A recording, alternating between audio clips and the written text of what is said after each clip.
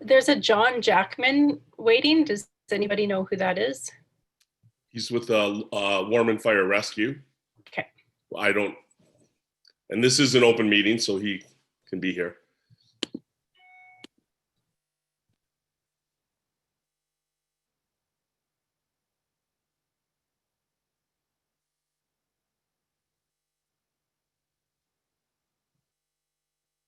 Well, it is 1 o'clock, and I think we are live. So welcome to everyone to the Committee of the Whole for Monday, January 18th, 2021.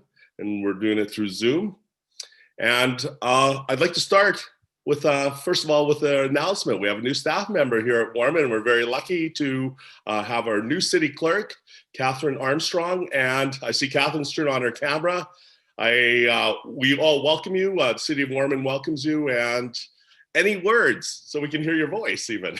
Oh, no, thank you very much. I'm really excited to be working for the City of Warman and can't wait to meet you all, hopefully one day in person.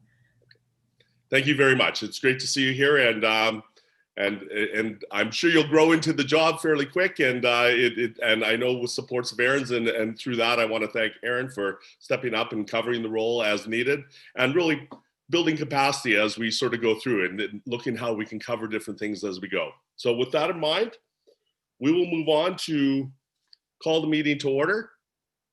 And I'm looking for approval of the agenda. So motion, please. Councillor Seed. Motion to approve the Committee of the Whole agenda for Monday, January 18th, 2021 as presented. Seconder. Councillor Tooley, any questions or any additions? All those in favor? Carried. Okay, we'll move down to city managers' reports here, mid reports. Actually, we'll start with our city manager, Bob Smith. Thank you, Your Worship. I have two items for council's consideration and information today. The Warman High School Truth and Reconciliation mural. The Warman High School is requesting permission from the City of Warman to place a painted mural on the side of the building in which the city owns at 101 Clausen Street. Some of the background: in September 2019, the Warman High School approached the city to inquire if the high school students would be able to create a mural that could be located on the east wall of Route 11 building, also 101 Clausen, with the mural depicting a connection to truth and reconciliation.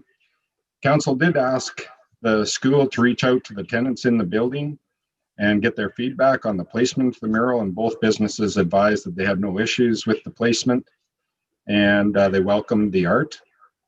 On September 25th, of 2019, the request was submitted to City Council and approved, subject to City reviewing approved concept drawing.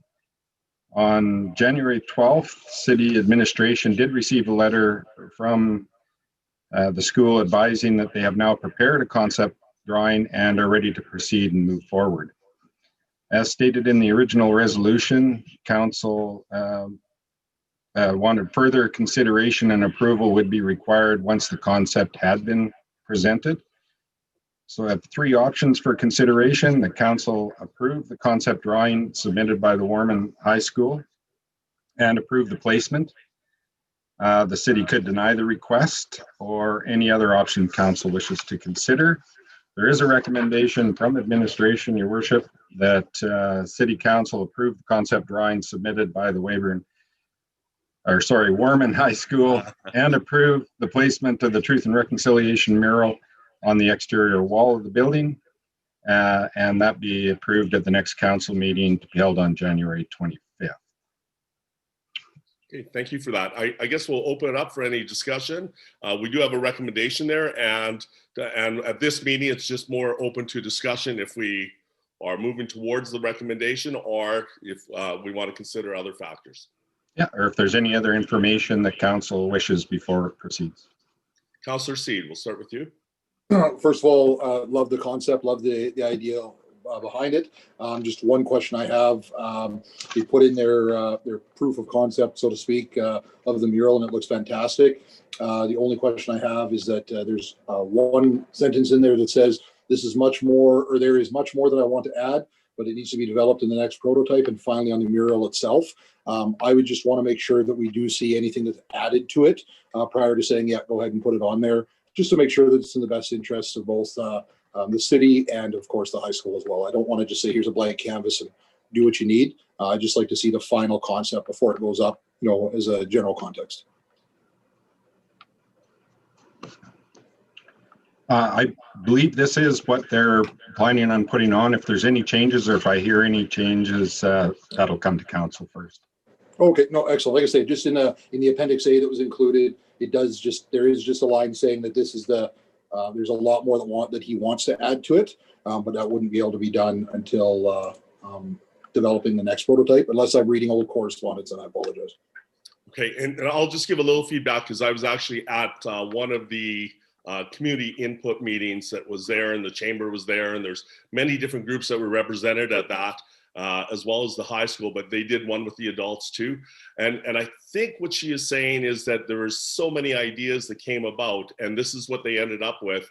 And now I don't know that, and I think, giving this as an overview, but there's going to be more detail within this concept, I guess would be. So I guess what you're saying is that as long as it's this, what we're seeing in more detail is fine. Oh, absolutely. Not to change it. Yes. Okay. Yeah, just wanted to make sure there wasn't maybe something else, a major present that was added to the picture after we had seen this. Okay. But like I say, in the spirit of it, I think it's a fantastic idea. Great. Thank you. Councillor Ramage. Thanks very much. Echoing a lot of Councillor Seed's comments. Yeah, I think it's a fantastic project. Really like the concept that's been put forward to us, and looking forward to seeing it completed and actually up and visible for all the residents. Councillor Beck. Yeah, so I do have a question, and I guess it's more let's say like the physical, let's say mounting of the of the mural. Like what I gathered from the information is that this is going to be basically painted onto plywood and then mounted. Have those details been worked out? I mean, obviously with this year, we don't want, let's say damage to the building or possible, concerns along that side of things. So I guess, with this year, I don't know, I'm at some point, are we going to see that kind of thing, or will, let's say our facilities manager make sure that that's going to be looked after in a way that's not going to damage anything? Yeah, we'll make sure when it comes to the installation that we have somebody there, and also approve how it will be put onto the building to make sure it doesn't wreck any of the walls or create any construction concerns. If it ever comes down in the future, that it's easily fixed. Other questions or comments? Okay, and I'll just say a couple comments, and I'll start out by being a part of the beginning of it, and really that was in a role from administrators at the high school, but now in a different role completely, and really looking at the benefits of moving this forward as far as a good symbol of truth and reconciliation within the community of Warman, and really working together with partners too, because we did have the many partners at the table as part of this, putting it together. So we're lucky to have an artist in residence that right in Warman, and this will be a local flavor to it too. So I appreciate all the efforts to get to this point. I know if Councillor Johnson was here, being tied to the to the Reconciliation Committee, that's one of those things that we can talk about, that how Warman is showing leadership in the area, in this area. Okay, we will move on. Your next item, Councillor Smith. The next item, Your Worship, is the Household Hazardous Waste Day report. So on October 17th, the city held its 6th annual Household Hazardous Waste Day. The project coordinator was our office clerk, Sarah Mann, who did a great job of the event. Sarah has provided a brief report on the event as well as a couple of recommendations for council's consideration. The Product Care are presently looking to partner with municipalities in Saskatchewan for Household Hazardous Waste Days events in 2021. We could host the event as normal, and Product Care would cover the cost of disposal of the items in their program. Councillor Johnson did provide some notes on Product Care. She wanted me to read today as well, so I will do that. As well, the town of Osler has expressed interest in joining us for our 2021 Household Hazardous Waste Days. We would coordinate and host them as usual, and the town of Osler would supply 1 or 2 volunteers as well as pay for their share of the costs that would be incurred. And the information and recommendation of the Household Hazardous Waste Day coordinator is provided in the report that's attached. And there's one recommendation that the 2 options presented in the Household Hazardous Waste Day report dated January 13th from Sarah Mann be presented for consideration at the next regular meeting of council. And some of the notes that Councillor Johnson wished to present today, but she was unable to, so she had provided me some of the notes that she wanted me to mention to council. Product Care is running in 70 locations across Saskatchewan and is a non-profit organization. Their intention is to develop a network of collection facilities to provide a convenient and cost-effective program for our residents. With Osler expressing an interest in our HHWD, it is only a matter of time before other rural communities may reach out. This opportunity would allow us to keep our landfills and waterways clear of unwanted hazardous material and to promote the education of the BUD program, which is buy no more than you need, use all of that you buy, and dispose of leftovers safely. Product Care provides the collection material and provides training for employees. Also, Product Care does not directly own or manage collection sites, but will contract with local governments, organizations, and potentially private entities. Their collection service has no charge for the public drop-off, and if we produce large volumes, then direct pickup of the services becomes free as well. They are funded through the collection of environmental handling fees that's remitted by the program members, and those fees can be recovered by retailers with fee visibility as a separate fee at point of sale. It's important to note that this is not a government tax, but an industry fee. Also, she's mentioned that this is potentially a great opportunity to collaborate with other communities and take action on greenhouse gases, reducing toxic materials in our waterways and landfills, and continuing to be an eco-friendly city. Those are her comments, Your Worship. Thank you. I guess we have a recommendation there, but let's open this up for comments, as again, this is more discussion here at the Committee of the Whole. Councillor Beck. Yeah, thank you. Certainly with this here, it's certainly great to see, let's say Warman's program, let's say being able to incorporate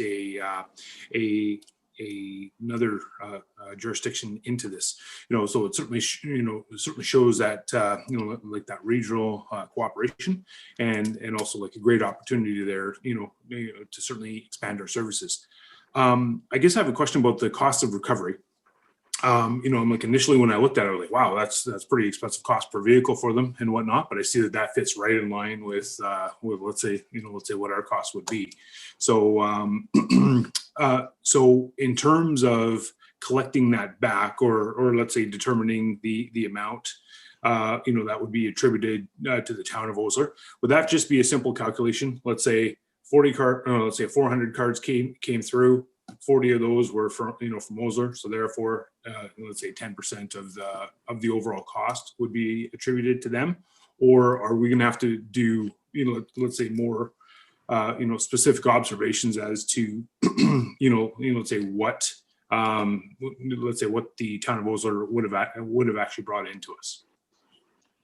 Yeah, we did look at a couple of different options, whether we do it per population or, I think what was settled on was that because we do take the addresses of people when they come in, we ask them for their driver's license. And so we'll use that to determine, we'll just have to keep track of two numbers, one for the city and one for Osler. And then we will kind of divvy it up based on the amount of vehicles as you had mentioned.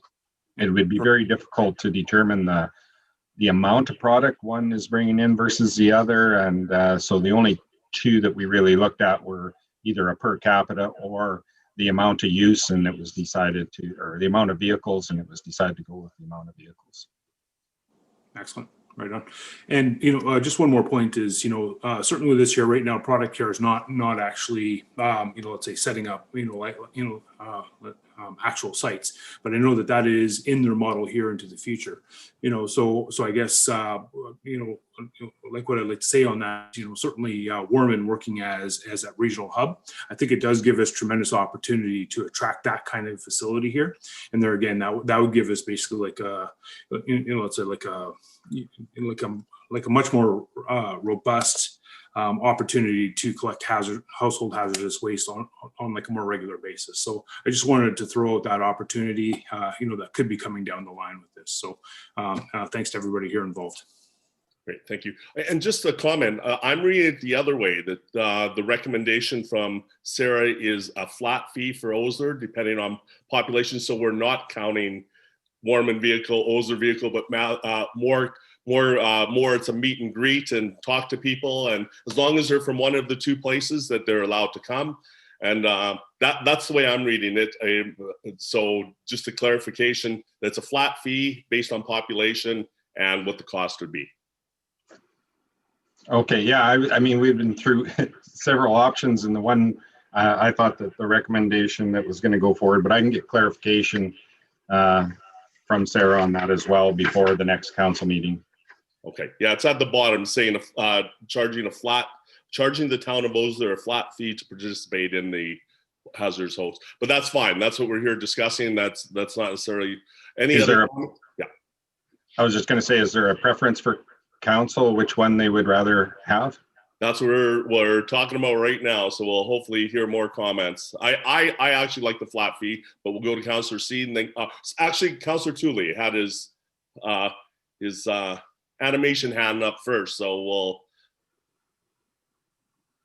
Thank you, Your Worship. Just a couple of quick observations that I've got, or just a couple of thoughts, I guess, maybe, is one, I kind of like the idea that, this could be something that the product care might look at establishing a hub at some point or another. I think Warman's a fantastic location for that. And we can draw on some of our neighboring communities as being, users of that hub and draw them into our community, maybe to take advantage of some of the other things we have in Warman, which is always a good thing.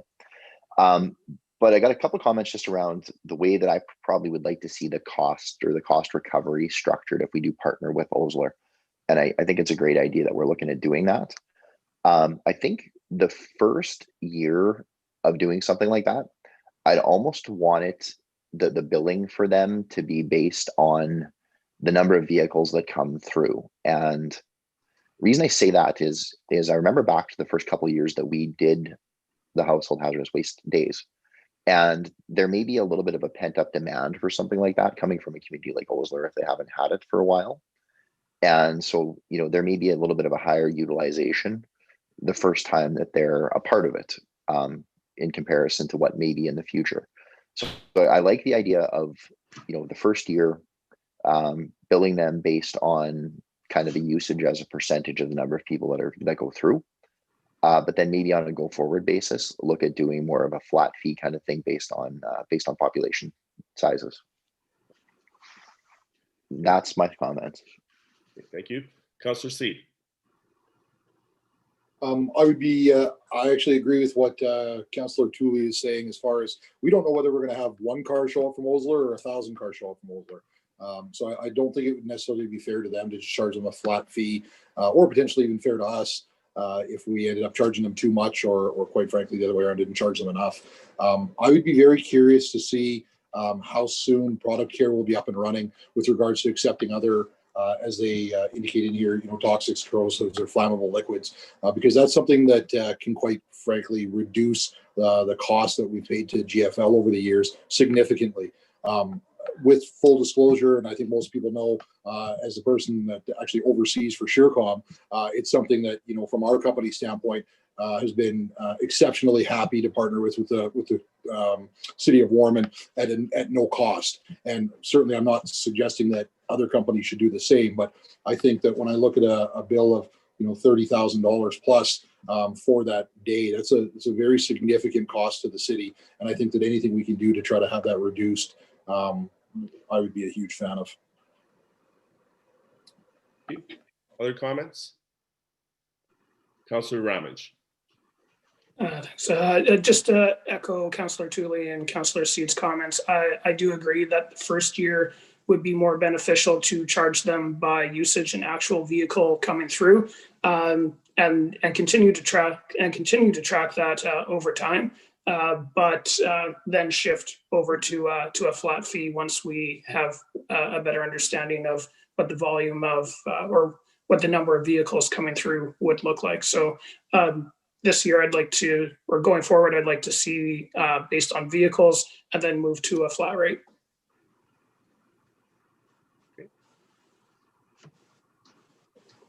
Other comments? I'm just, I see from the notes here too, it says that they've got about 50 residents that are showing. I'm just wondering, for budgeting purposes, for their vantage point, that are they ready if 200 people came through? So that would be the only thing that comes to mind. And I mean, it's not that I agree they should be paying their share if that's the demand. But I'm hearing that the first year should be the number of vehicles in comparison to total number of vehicles coming through. Okay. And I guess that would open it up to places like Warman Park if they ever wanted to look at something like that as a bit of a model the same way then, because right now we have that challenge.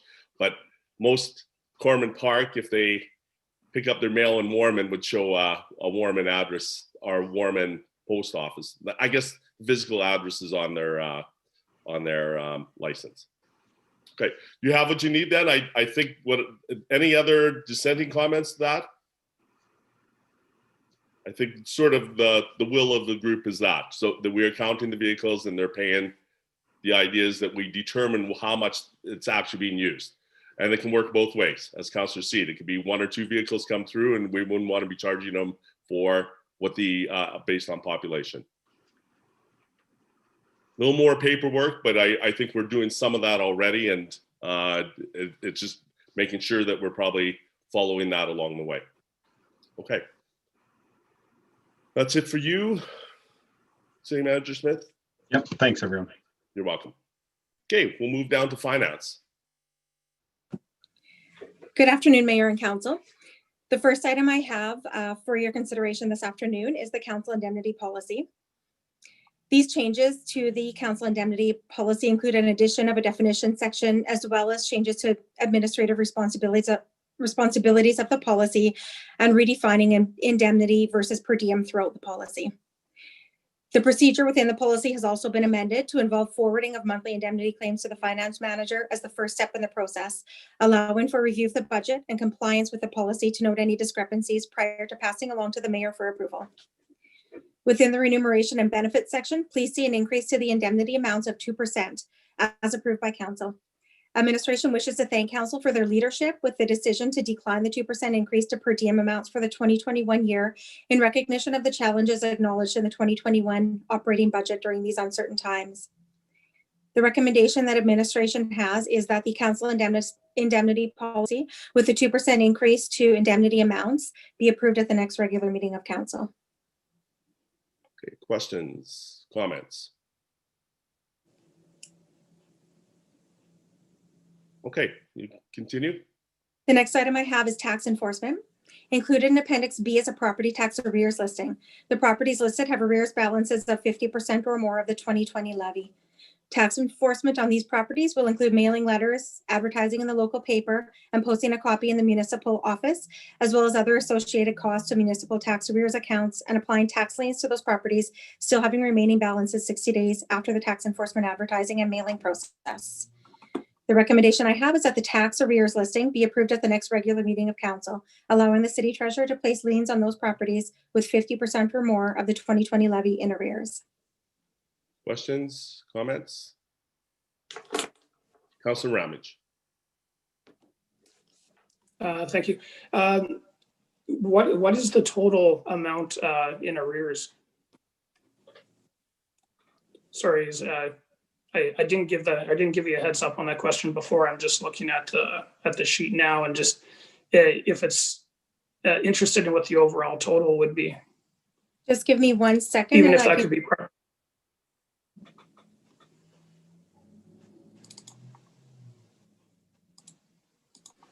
Okay, just give me 1 second here. I'm just opening up the spreadsheet.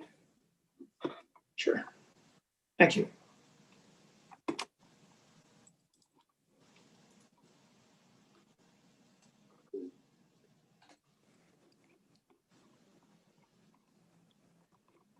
Okay, so the total amount on the listing is $430,515. Okay, thank you very much. You're welcome. Other questions or comments? Councillor Peterson. It might just be, you know, my view of it, but this list looks quite extensive compared to previous years. Are we seeing an increase to the number of properties we're having to do enforcement on? I think this list is fairly typical to the listing that originally goes in January. It comes down significantly between now and the letters going out and liens actually being placed. Okay. Other questions or comments? Okay, I'll move on. You have number 3. And the last item I have is a 2021 operating and capital budgets. Administration presented the 2021 operating and capital budgets to Mayor and Council at the special meeting of Council on January 14th. At the next regular meeting of Council, administration will put forth a recommendation that the 2021 budgets be adopted as presented at the special meeting of Council, including any changes as directed by Council. Okay, any comments with that? There's no decision item there, but Councillor Ramage. I think just as my comments back from the budgeting meeting, I still would like to see that capital reserve dedicated to the EOC rather than the future expenditures. I understand the intent behind the future expenditures reserves, but I think it's important to make sure that we do allocate funds properly for the EOC.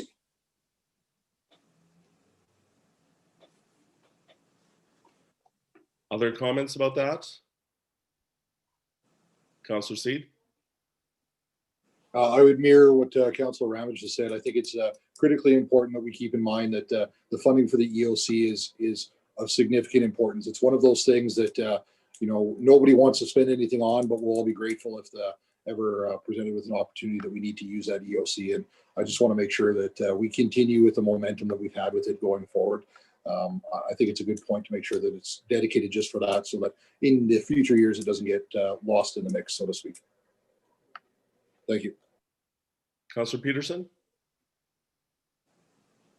I'm okay with the way the reserves are named now. Not that we wouldn't take the EOC seriously. It's just that if I think if we start naming every single little reserve that you can have something, you know, put away for, you could have hundreds of different little reserves. Whereas I think the overarching one that Amanda's put forward, I think takes into consideration, you know, what the EOC does need into that. Councillor Beck or? Thank you, Mayor Philip Chuck. Yeah, you know, certainly, you know, what I had heard during our budget presentation meeting was the fact that future reserve is a collection of all of those smaller ones. It's a kind of bunched together. So with this year, one of the ways forward to satisfy the let's say the EOC itself would be perhaps that one there could be broken out, to satisfy Councillor Ramage and Councillor Seed's viewpoint on how that should be reported. But certainly this year, I wouldn't want to see a huge long list of all of those individual reserves. This year does certainly tighten that up and make it still make it accessible for all of our managers. So I guess I'd make that comment. Other comments? Councillor Tooley? I know from my perspective, I'm not too concerned about, getting into some real specifics about how we have some of the reserve funds named. I think, just to give a really high level example, one of the reserves that we have is for firefighter equipment. And we're not going to break that down into, multiple different components, that this is for the 1984 truck, this is for the 1978 water tender, this is for that or the other thing. I think if it's just a generic name, that the general idea is that that's the EOC happens to be some of the funding that's going into that particular reserve fund. I think that in my mind is probably sufficient. Councillor Seed? Well, I can completely agree with the concept of not wanting to have every subcategory, and Amanda could spend the entire year coming up with where the allocation of funds is for. Two of the concerns that I do have that I expressed at the last meeting as well is that in the past, as an example, specific to Warman Fire Rescue, Council has specifically put away funds that are to be used for the amortization of rescue vehicles, as an example. And part of my concern is twofold: is to make sure that we are continuing to do that, and also that those funds are not lost in a general reserve fund that could potentially be allocated somewhere else that they were never intended to be. So again, just as a general rule, I believe that the overall intent is true and is pure. I just am a big proponent to make sure that, if we set aside a certain amount every year, as an example that was mentioned by Councillor Tooley for the fire department, I personally would want to see that stay as a line item for that, because that is a specific intended use. And I don't believe that there should be, short of some extenuating circumstance, there should never be a reason that is allocated to another department or resource. Thank you. Other comments? Okay, not Councillor Smith, City Manager Smith. Thank you. Just maybe for some clarification, is there hasn't been a reserve set up before. There was a reserve set up for WIRT, just because we were doing the funding of the grants, etc., were coming through the city, and then when they went on their own, that's when that account was that money that was in that reserve went directly to WIRT. So there hasn't been one established for the EOC as far as I know, but also we can certainly have this discussion after budget, because there's nothing in there to establish more money for a reserve going into the EOC account. But when we do at the end of the year, when we do the transfers to reserves, council always has input into how much is going into each reserve or establishing a new reserve, and it can be certainly done at that time if council so wishes. Thanks for that clarification. So the timing to probably make those changes would be at a later date, but it's something that we can consider. I probably am fine with it being the way it is. Just like when we opened the EOC, there was no money really set aside to set that room aside for the within the fire hall. It was a revenue generator at that time, and so we made the decision to move forward and funded it appropriately to be sort of a leader in the area for that time. So I get it though, but I just want to make sure that this is something we can think about moving forward. And when the opportunity, because I think there's another name of another account that we were going to discuss at a later time too, when just at that time, when we were actually approving the transfers, would be the time to make those changes. Okay, any other final comments with that? So that's something that we will discuss in the future with it, and then really merit the benefits and drawbacks of doing that. I think that's something we can say, here's why we're doing it this way. Is this a better way or not? Why or why not? Okay. Okay, thank you. Thank you. That takes us to the end of administration. Any questions for administration in general? I think that's Richard's lead with it, but we just sort of move through with that. Okay, we'll move down to Public Works. Good afternoon, Mayor and Council. A majority of my report is for updated information to show where Public Works is at, to provide council insight to the events that go in at Public Works on a monthly basis.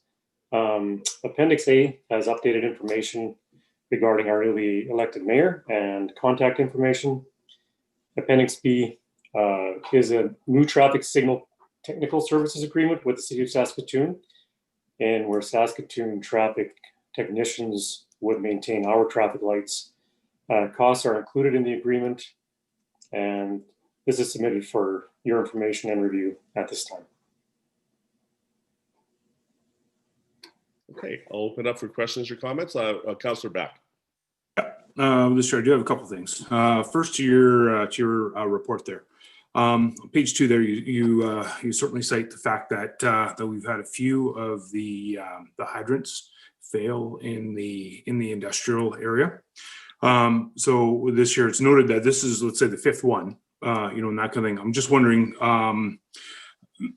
like, how much more exposure to this kind of risk, like, do we have out there? So in other words, this is 5 of what? 30 hydrants, 5 of 10, and with this year, are we, should we be proactive in terms of, possibly assessing the ones that are still outstanding, and whatever might be causing these problems, hopefully that's been identified and let's say fully understood, just to make sure that we're not going to have those issues going forward for our infrastructure. And then I also have another point, but I'd certainly like to handle this one here first. Okay, so the hydrants, this started happening quite a few years ago now, after this development was put into operation. And they all seem to have the similar issue where the angle is quite steep coming into the hydrant. And it could possibly be frost hugging these hydrants and pushing it up, or it could be the install back in the day that they had just used too much of an angle when they installed these hydrants, or the contractor did. I'm not sure exactly how many more are left in this area. This would have probably been back in somewhere in the 2007 area, somewhere in there. So it's very hard to tell. And these could last. We have about one or two failed per year. It varies. We only had one this year in 2020. So the rest may be good for years. So to try to pull them up at a cost, they're 10 to 15,000 once you start hiring the contractor and putting new pieces in.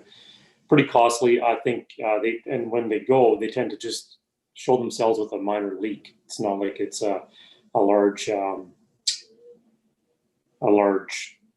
flood or anything like that. So I think it's best just to let them present themselves as they come, and that way it's also manageable. I mean, the cost could always go up down the road for contractors as well, but it's very hard to determine which ones will do this. It's just been random. All right. Thank you very much for that. And then the second point that I wanted to make is on the Waterworks quality assurance document and whatnot. It does show my name as being the council member responsible for Waterworks. And while I'm certainly willing to let my name, stand for being on call, with this year, it certainly looks like, that there should be Councillor Johnson. And, certainly this, because like definitely that phone number is definitely not mine, nor my address. So, but I just wanted to point that out, that The we phone need number is to not revisit yours? that. The 306-933, nope, that number's not mine. So look here at it. I talked to Bob about what we should do with that. Should we change that? And in chatting with Bob, he suggested that this Tracy's first year into it, and she earns into it. And I'm not sure if we had asked, or if you were asked at that time or not. It sounds like no. No, but certainly with this year, like if it's best to leave my name stand, like I'm certainly willing to, to let it stay on there, that kind of thing. But yeah, certainly my address and phone number is not correct. Okay. Yeah. So with this year, just as long as you update it, so that way there it is accurate. Like I said, that there I'm fine with. Okay, sounds good. We will correct that. Thank you. And I think we'll leave Councillor Beck on there for this year, and then it's something that's done annually too, so we can make the change as we move on. Yes, Councillor Seed. Just a quick question, and Jason, I apologize if it's not an answer you can have readily available. We can certainly discuss it later. As part of the maintenance of these hydrants, are we doing a regular test for pressure or anything? I know the city of Saskatoon, as an example, checks them yearly, and what the path I'm trying to go down is that if we were to do pressure tests on this, is it reasonable to conclude that a pressure test on this may potentially show us any kind of leaks or any kind of failures in the system? We do maintain our hydrants spring and fall. We don't do a pressure test on them. We flush them in spring, just because they've been sitting over winter, and then in fall we flush them again, and we also put in the little bit of RV antifreeze just so they don't freeze and they're always operable. I know we are proactive in doing this, talking to other communities at conferences that many don't. And we also exercise all the main valves to ensure the valves are working so we can shut down blocks. A block, instead of having a whole city block or half the city shut down, we do that as well. But the pressure test on the hydrant itself, we have not done in the past.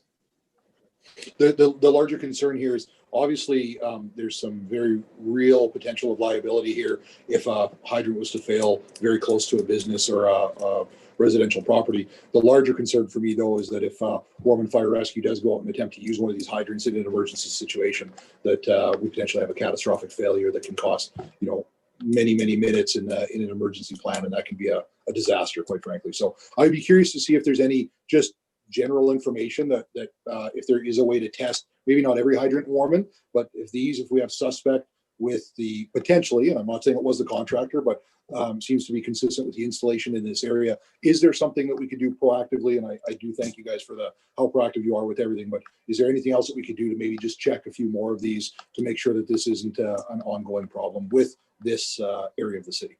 Yeah, this leak would present itself because it's under pressure all the time. So it would present itself, and the hydrant is still functionable. If it leaks like this, it's still functionable. And we do also put up signs, and it's very seldom that we have a hydrant out of commission for any length of time, if you're concerned about for that purpose.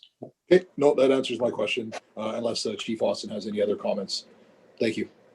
Yeah, Chief Austin, I saw your hand up there, so comments? Yeah, thank you, Your Worship. Yeah, just a couple quick comments on that one. Number one, it's not uncommon to have hydrant failures here and there. Jason and his team, in talking to my contemporaries around the province, our fire hydrant maintenance that they do in the city of Warman is second to none for other municipalities. It seems like it's maybe the fact that they check hydrants as much as they do is why we find some of the issues. Some of our other departments don't find those issues until it's too late, like you're saying. And I just wanted to make sure that Councillor Seed, that you're aware, we do carry enough supply hose on our trucks that we are prepared for contingency. If a hydrant fails, we have enough hose to reach the very next hydrant based on residential and commercial design standards of spacing for hydrants. So it's an inconvenience for sure, having to go to a second hydrant, and that's a long way to pull a hose, but we can get her done if we need to. Perfect. Thank you, Chief. Other questions or comments for Jason? Just I want to comment about the picture. It was great to see that. I'm glad you shared that hydrant standing out like that. And I was sort of had a little bit like Richard did, like if we know the cause and if it's shifting or whatever it might be that's causing it. And I guess you're not seeing a pattern enough to say you have a for sure cause. Yeah, we're seeing the same on all these hydrants in this area, the same issue. And we're suspecting it could be possibly back in the day, a contractor installed these all incorrectly. It's I haven't seen hydrants being grasped by frost in other areas of Warman, but it definitely does seem prone to this area in particular. So I am kind of leaning towards contractor installation. Okay. And I guess to Councillor Seeds, is there anything we can do about that? And I know it's been quite a while, but I guess it's just something to look into, I guess. Yeah, the pressure, this isn't an issue with the pressure of a hydrant. The hydrant itself has a seal. This is on the water pressure side of it, so it wouldn't be in the hydrant itself. This would be on the line where the leak comes from. But just checking, I guess, the installation, who installed them, and then if there's any feedback from that company. Yeah. Okay. Any other comments with this one? Thank you very much. You're welcome. We'll move down to our city planner. Thank you, Mayor Philipchuk, members of council. I'll just kind of go through some of the information parts of my report. Basically, I've just provided some information there on current standing of P4G, our Saskatoon Freeway Project Committee, some information related to the lagoon expansion. I've also included some information related to the concern at Highway 11 and Central Street related to access across to Ferry Road. I did have a conversation with the Ministry of Highways. They've let me know that the collapsible posts that were in won't be reinstalled until the spring, just because with snow removal and that kind of thing, and they do get damaged fairly easily. I do have a call in with some members of the Ministry of Highways to sit down with them once spring, or before spring comes, I should say, to have a conversation about maybe some other options for that intersection, or more permanent type options that would prevent people from crossing the highway. And then just some information related to the bylaw enforcement. I've also provided updated building permit numbers with a comparison to 2019, as well as the building permit numbers for the last 10 years. As mentioned in my report, due to the circumstances of 2020, fairly good year overall. Our value of overall construction was slightly lower than last year. However, we did have some large scale commercial developments that we did in 2019, which raised those numbers comparatively to 2020. I've also included some real estate numbers. I think looking at all of the numbers, shows a fairly good year. And from what I hear kind of into the new year, things still seem to be continuing quite robust. So I'll continue to provide information on a monthly basis, just in terms of our current real estate numbers and how things are looking in the real estate resale market. A couple of items for discussion related to some discretionary uses, which I have coming to council.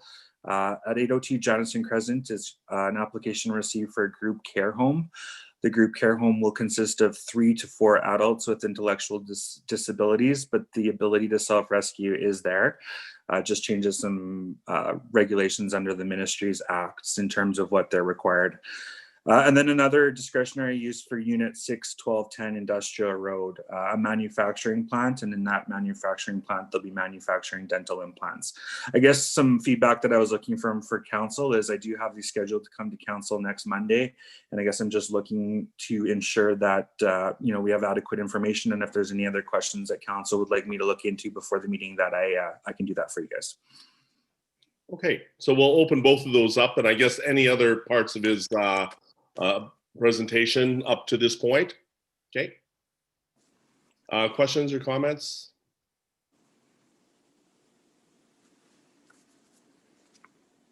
Okay, Councillor Ramage. Thank you very much.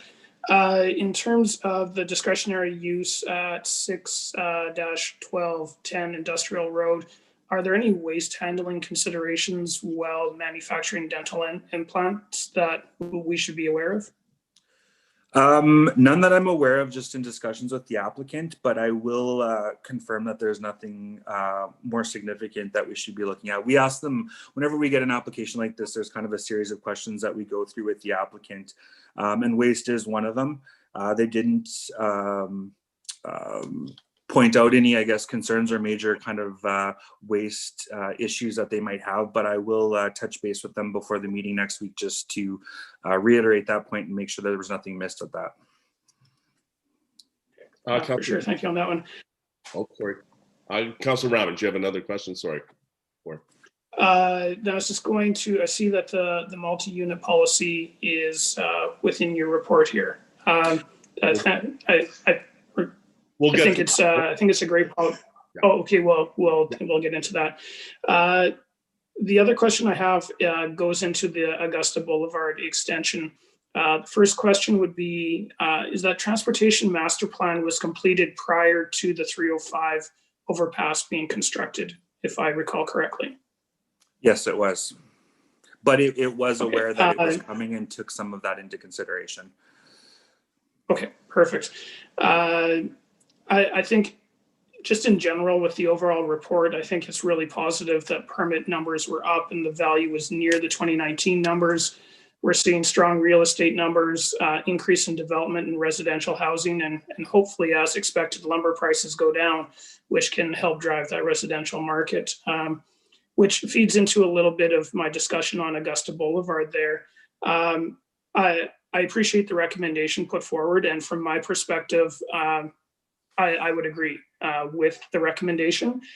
Some of the things I'd like to see in future discussions would be to understand the phases and the scheduling and what the cost breakdown might be if we just focused on getting the servicing and the base road in.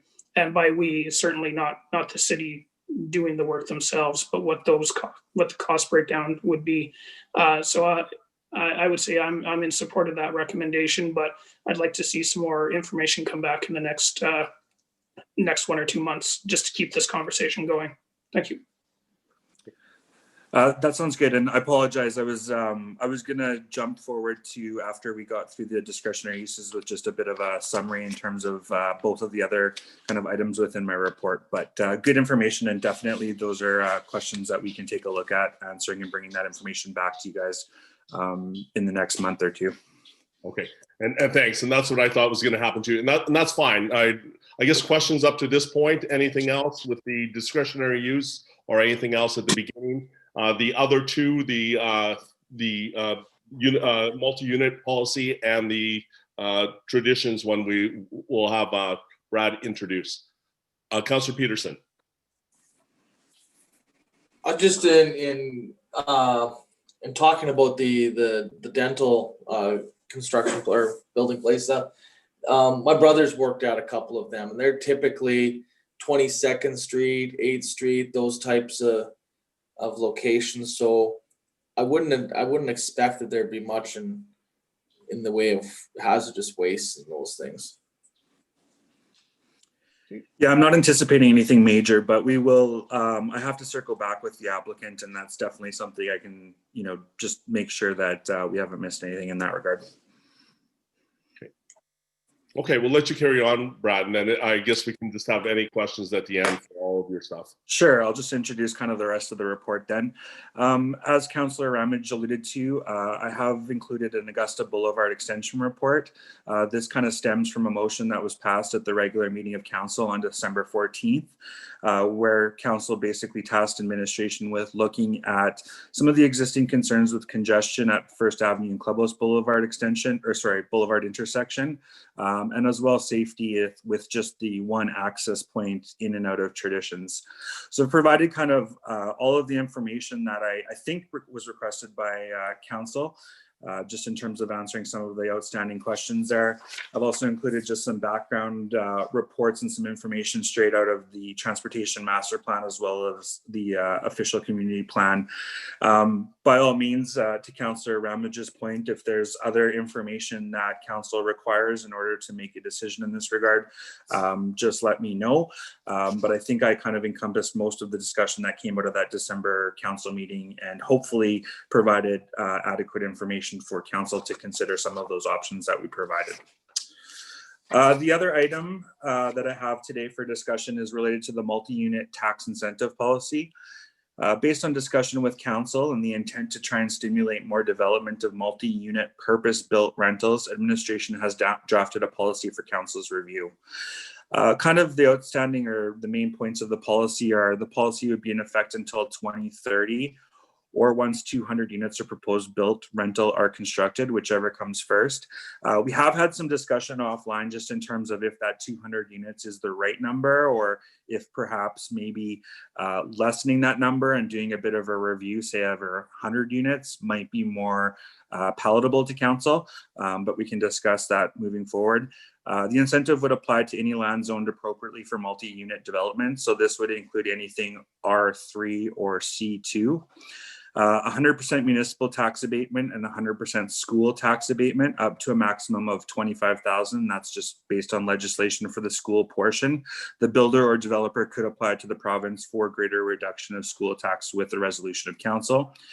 The incentive would kick in 18 months or within 18 months after issuance of a development permit and last for 5 years or until construction is substantially complete. And the units must remain as rental for the life of the incentive. I've provided a draft of the policy, provided some options for council to consider in terms of moving forward, and the recommendation from administration was that we look to accept the policy and provide any comments on changes they would like to see. Okay, so let's maybe start with the Augusta one first. Any questions or comments about that? Because there were 5 options. Councillor Ramage has already talked to being fine with option number 2, the recommendation. Any other comments about the Augusta one? Councillor Seed. Thank you, Mayor Philchuk. I am also in favor of the recommendation from planning regarding the Augusta Boulevard. However, I want to highlight, and I know this is not new, but we absolutely need to find a better solution with regards to relieving some of the pressure that's on First and Clubhouse. Speaking from personal experience, last week I was working from home and had the opportunity to pick up my kids almost every single day. And I'm terrified as to how many close calls I saw on that intersection. We've got kids that are crossing the streets all the time. We've got buses that are waiting excessive amounts of time. And we also have people that are understandably getting very, very impatient trying to cross the street, performing illegal U-turns, all kinds of things. And it's not an enforcement thing to me. We need to find a solution to relieving some of the pressure there. Obviously, Augusta, when it is opened up, will be a tremendous solution for that. But there is significant concern there. And my fear is that it's not a matter of if, it's a matter of when. And, with it being our kids, there's nothing more valuable in this city. And I just really want to see that we've spent a lot of time to come up with a positive solution based on both our knowledge and community feedback, because it is a huge problem and it gets a lot of attention in and around the community as well. So I think we have to be very proactive and come up with something, not in 6 months, not in a year, but in very, very short term. Thank you. Comments?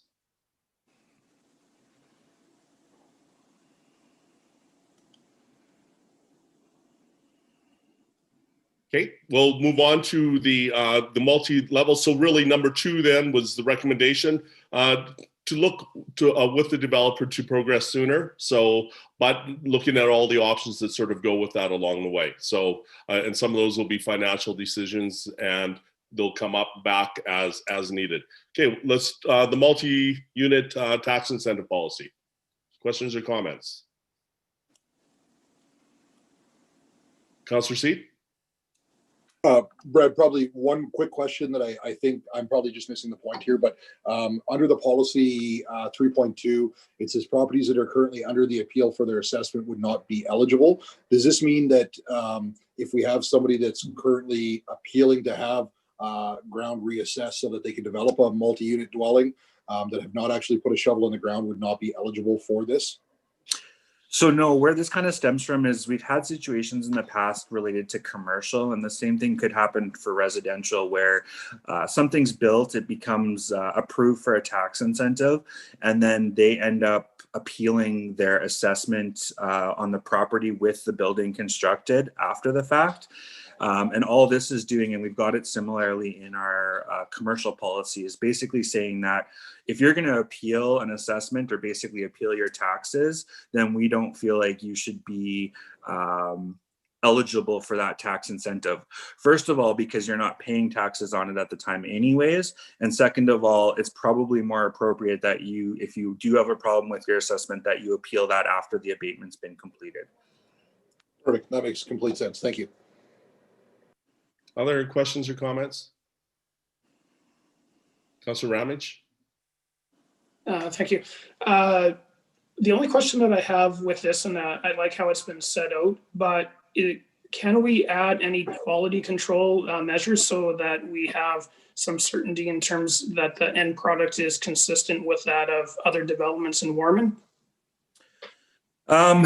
It's difficult through like existing, I guess, we could allude, or we could, say that any developments within any new developments in Warman have to meet architectural guidelines of the area. We can't add in, specifically, I don't think the legislation would let us add in like, the apartment has to be this color or those types of specific details. The zoning bylaw will deal with, our maximum minimum densities, kind of site setbacks, parking, all of those kinds of details. And then, my suggestion would just be that we put a simple statement in there referring to the developer's architectural guidelines, just in terms of making sure that, and we could even go a little more higher level general, and I'm just wordsmithing off the top of my head here, but basically, that the development must fit in with the existing, neighborhood or existing architectural controls of the neighborhood, something along those lines that just gives, I guess, that certain level of certainty or comfort. But we can't get too specific, I guess. The legislation doesn't let us get too specific. Okay, that would be, from my perspective, perfect. I'm not too worried into getting into the details, just a high level statement and some kind of guidance on that I'd be happy with. Okay. I think that's fine, and I don't think that changes any intent or would scare off any potential builders or developers in this regard. Councillor Peterson. Your mic's off. Thanks. I'm wondering, for the purposes of this policy, if we might not want to have a higher minimum standard for the size, just because you've got in there a multi-unit is something with 10 or more units. Well, that can literally be like, one level, and that meets the policy, and they can construct it such that it's not really meeting the intention of what we want. I'm wondering if something where a certain number of units per acre or something like that might not be a better definition for the policy. And 200 units, again, that's not a lot of units. So they, Avatex or someone else, or like the I think it was the lone one on Central Street. One of those, a project like that gets built, and it's eaten up all in one development. So I'm wondering if we might not want to look at maybe tackling a couple of those issues first. So just in regard to your first question, I definitely get the point about the 10 or more units. I think you're going to find, especially just now that we did make a small change to the policy since City Manager Smith originally sent it out, where under 3.2 A, we do say new apartments and or other multi-unit residential buildings. I think you're going to find that for someone to construct 10 units on a multi-site, is not going, like, you can't condominiumize any of these and you can't sell them under separate title. So I don't think you're going to have anyone, you know, setting up 10, say, row houses on a multi-site, just because the cost of that multi-site and the economics behind it, 10 units isn't going to maximize the potential of that site. That being said, I don't know if there's a huge risk if council wishes to raise that number. Just off the top of my head, I wouldn't know, you know, what the right number is, because we are just kind of picking a number in terms of, you know, is it 10, is it 20, you know, what really makes sense. I think the risk is very small that you're going to run into any issues with it at 10, but I also think the risk is fairly small if council wants to see that number, say, at 20 or whatever. I just want to make sure we don't get too high with the number. If you have someone coming in, say, wanting to build, you know, there's lots of examples where you might see a 24 unit, 30 unit kind of apartment, 3-story walk-up apartment style building built. And I would just want to make sure that we don't go too high where we start excluding some of those. Councillor Peterson. Just to follow up before you move on to the second part of my original statement and question. I think there's less risk if we raise that number for you know, number of units per acre right now, because in my mind, this is the automatic policy that someone meets the minimum standards and they just go forward without, you know, and we don't have to see it at the council table. However, that doesn't mean that if someone comes to administration with a proposal that's slightly less than that, but still works for them economically, that we can't see it at the table to approve it anyway.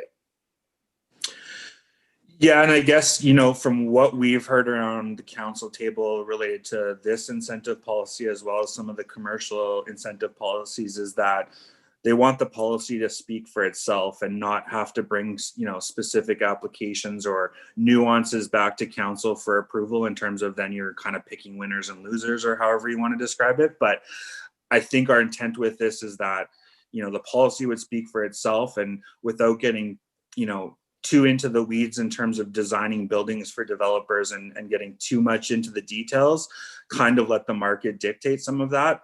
And that's where we felt that 10 was kind of that, you know, fair enough number where, you know, it's not 2 where you might get a duplex or something applying for this, but you know, it's not even a 4-plex. You're not going to see, I don't think you're going to see, or I think the risk is very low that you're going to see someone build something with just the 10 units. But again, you know, at 20, I don't think you're increasing the risk too drastically either. So I guess, you know, whatever the will of council is, I could see that we could work with it, but I would just caution from going high, and then if we get someone lower and having to bring that through council or amend the policy, that just becomes, you know, more cumbersome and usually adds time to the approval process as well. Okay.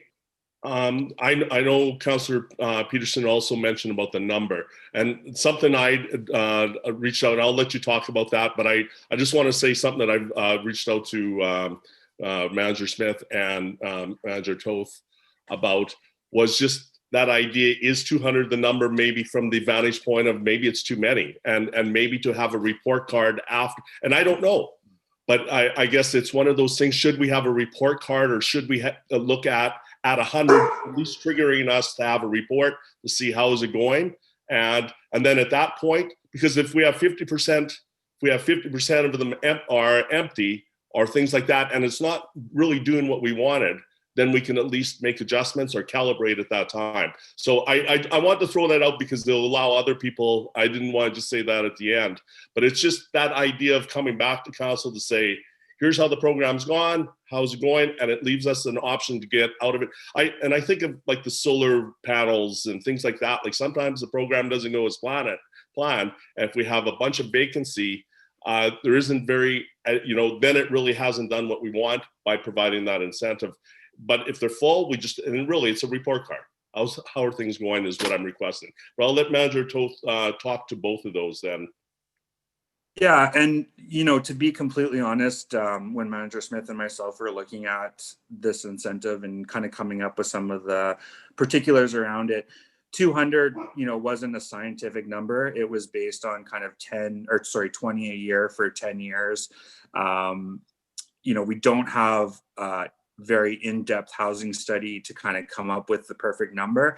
But to Mayor Philipchuk's point, I don't see any issue, and it might be a good kind of benchmark review of the policy and what we've achieved. Just, change it to 100 with a review provided by administration on, basically what's happened, the uptake, if we think we should keep it, if it should be increased, those kinds of details coming out at that point. I think either way, again, the market's going to drive a lot of this stuff, but I don't think there's anything wrong with us coming back to a council at 100 units and providing a bit of a report card on what the successes have been of the policy and, taking a bit of a review of it. We've done that with the commercial one and it seemed to work quite well. So. Okay. Councillor Seed was next. Sorry, actually, Councillor Tooley was before me. Okay. Councillor Tooley. Hey, thank you. I just want to be a little cautious with some of the discussion that we're having here, because I think we're kind of getting ourselves probably into the weeds that none of us around the table really have the experience or the expertise in when it comes to being multifamily property developers. The guys that do this kind of, or the people that do this kind of work, they know what they need to build. They know how many units they need to build as far as economies of scale go. How many they need to build on a certain parcel size, all those kind of things. And I mean, a prudent developer isn't going to come in and build something that's underbuilt.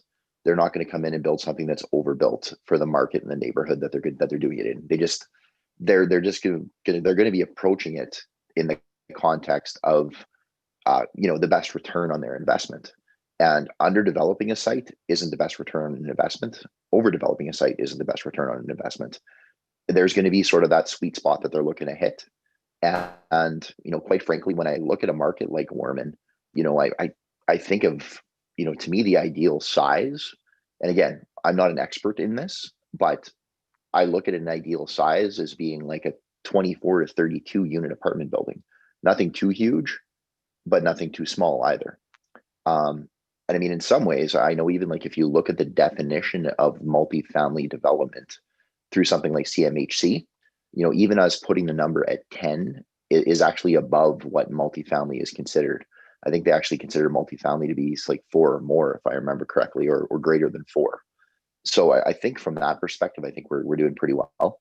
And I actually don't mind putting the numbers in at say like the 200 like we have. Because realistically, like any other policy, if we get to the point where we're discovering that that's either too high or too low at some point in the future, the policy can be amended, or we can, really rescind this program and come up with a different program, that kind of thing. So I see lots of different options there, but I just want to be cautious about us getting too far into the weeds, trying to put on parameters that really none of us are experts in, and really just making it either overly difficult for a developer, or just too much red tape involved. And realistically, let's just get out of the way and let them do what they do. Councillor Seed. Thank you, Mayor Philipchuk. I would agree with some of the statements of Councillor Tooley here. I don't think we need to get too involved in it. As he said, we're definitely not developers. I don't think that 100 units is a huge number by any stretch of the imagination.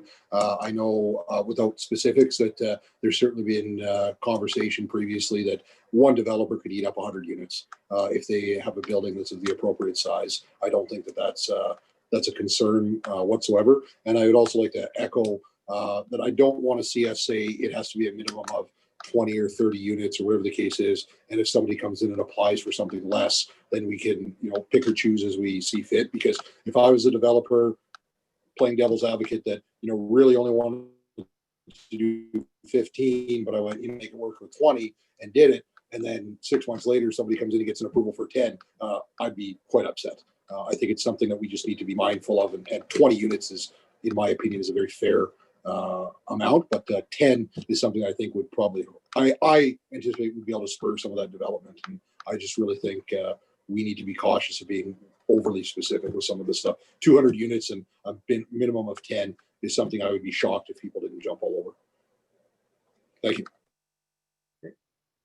And again, my point, I'll let managers talk, but my point was a lot of it, we are subsidizing. So we want to ignite this market. We want to get it going, but I don't think we want to always subsidize it. And so we are making financial decisions about, we are doing something different and to subsidize. And that's why the idea of we, you know what, is it doing what we want to and just have a check-in at 100? And that can be done whether we have the 200 one, as Councillor Tooley mentioned, but it's just something that we look back on and say, is this doing what we wanted to do, or are we calibrate as necessary?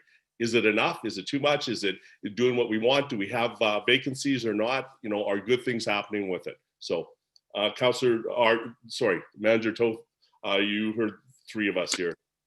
Yeah, no, I'm good. I just want to make sure, because the intent was that I would bring this to council next week, that, you know, I've got, I guess, my marching orders, so to speak, in terms of making sure I know for sure if we're comfortable at the 200 or if we want to bring that back to 100 or whatever the changes might be. I just want to make sure that I know those for sure kind of before we end today.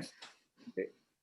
And I, in the spirit of it, I think everybody's on side with this happening, and I don't think it's getting too much into the details, but it's that idea that we are subsidizing, and I guess that's where I don't need it to have 100 within there as much as saying that we will. There is something stating that we will evaluate the program after 100. And that's all I'm looking for. I think it's just prudent to do that in any program like this. And it might say that we need to go to 500 at that point, just because it's going so well, they're filling up quick, and we're seeing the benefits of this program. So it's just no different than a report card. How are things going? What's happening? And it puts a little bit of a assurance that happens instead of, oh, what happened after. Okay, Councillor Seed. Sorry, I just forgot to take that down. Okay. Thank you. Your arm's tired. Anyone else? Okay. So, and just sorry to confirm, we're good with the 10 units then? I only heard one person opposed, yeah, or okay. Just want to look tired. So I think the will of the group is 10. Yeah. Okay, sounds good. We will make some of those adjustments and bring that to council for endorsement or approval next week. And the last item related to, sorry. No, I just wanted to thank you for that quick turnaround of this, because I think it is, I'm reading in the papers, interesting how Saskatoon's dealing with some of the challenges that way. And you know, something we talked about, but something we turned into an action item fairly quick, because it really is to provide some entry-level housing within Warman, and because of the limited amounts we have right now. So, yeah, and we've got a fairly short construction season, so I think the timing's right to try and get it out there, you know, as quickly as possible in the new year. So, no problem. The next item for discussion related to planning is a couple of corrections to the zoning map. With some of the focus on multi-unit development lately, we did notice a bit of an error on our zoning map, which was redone in 2016. The intent behind why we redid the zoning map was mainly just due to the size of Warman and how big we were getting. Previously, we kind of had the old color blob map, and kind of as zoning gets a little more intricate and we start zoning maybe certain properties differently and not kind of a whole area the same, it just becomes a lot more difficult to read and for the public to use. So we did update that map, and unfortunately we did miss a rezoning to the Avitex Stonegate site, which happened in 2016. I've included the old bylaw, which we used as Appendix C. And as mentioned, this would be brought forward as first reading next week. We would advertise both bylaws for 2 weeks and then bring them back for ratification at council in February. So I just wanted to bring this up as information because it is a bit of a different one, and just make sure council was comfortable with it and if you had any questions. Okay. And I'd seen Councillor Julie's hand up for before. So if there's any questions about any of Manager Toth's report, you can ask them now. Councillor Julie. Yeah, I just wanted to actually say just thank you to administration for pulling together, you know, that incentive policy as quickly as you guys did, and actually had it presented here in front of committee of the whole in a really timely fashion. I just, you know, think of maybe some examples you might see of something like that in other larger municipalities. And something like that would probably take months to get from the initial concept to being in front of the decision makers to even get that ball rolling. So just very just saying just a commendment for getting that to us so quickly. Thank you. Any questions, comments about any of the report? Councillor Ramage. Thanks very much. And just an overall question with the OCP. I know in terms of this, we're just dealing with this one specific parcel. But is the OCP due for an update, or can we expect other updates to come in the near future? Yes, it is getting to the point, I think specifically around some of the population data and some of the other areas. It's due for a review. We have been internally reviewing it and kind of keeping an ongoing list in terms of some of the amendments that we want to discuss with council moving forward. What we're holding off on in terms of kind of opening it up for big scale or big time amendments is we're going to have to do some amendments when the district, P4G district, comes into play, just to recognize the district and P4G as a whole. And we've kind of been holding off on bringing, a full scale, I want to say full scale, but a more wholesome kind of review and recommendation in terms of amendments that we want to make to that document until that time. There's also some different advertising requirements when we get too in depth with this particular change. It's only the 2 weeks, but with some things that we might be looking at changing, it could be potentially 4 weeks. So we're kind of holding off on the larger scale review and amendments until that district bylaw is ready to, until that district is ready to go and we have the information related to that so that we can update that in the document. But we are intending that would probably happen even potentially later this year once the rest of the documents for P4G have been adopted. Okay, thank you very much. Other questions or comments for Manager Toth? Okay, thank you. Thank you. Okay, we will move to recreation. Good afternoon, Mayor Philipchuk, members of council. You have my report in front of you. It's just a brief exchange of information on what's been happening over the last month. The one item that I am bringing to you is simply the revisiting the resolution that was made on September 29th by City Council, and that was for the rental relief of some of our lessees within our recreational facilities. As per the discussions at that time, January is upon us, and so we've revisited it with a number of our lessees.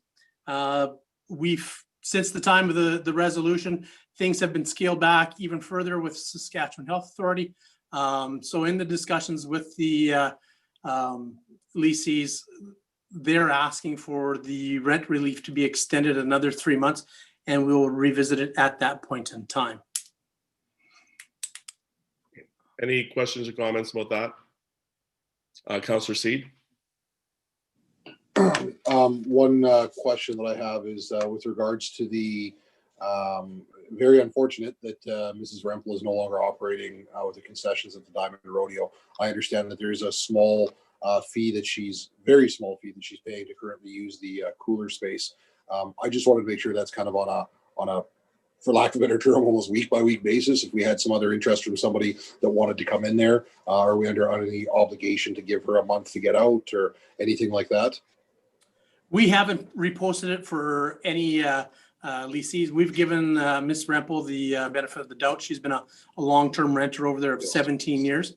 So when we decreased and she wasn't able to do it, just simply with all that's available at the Diamond and just bringing people in for the arena portion of it, whereas the Legend Center has the gymnasiums, the meeting rooms, the activity rooms, things like that still happening. So from what I am aware is while I was away, they did contact SaskPower to talk about the refrigeration system that she's using over there, the freezers and whatnot.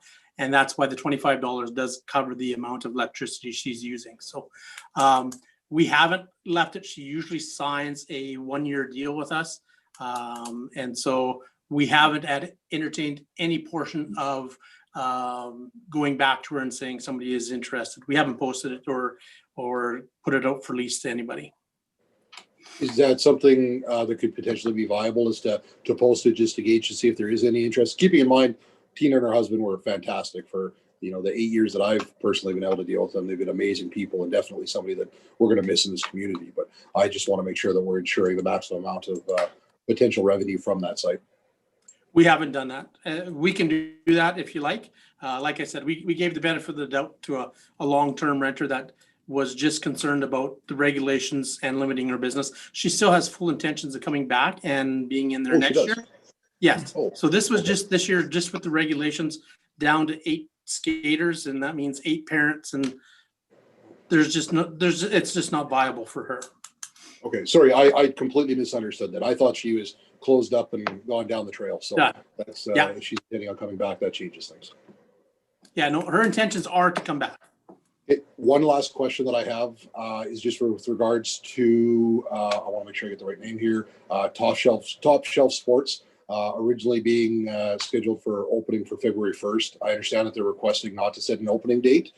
Yes. Is there consideration though here that if we have another vendor that wishes to fulfill that space, we would give Top Shelf Sports, so to speak, first right of refusal, but fill the position if they feel that they cannot occupy it at the time as another vendor?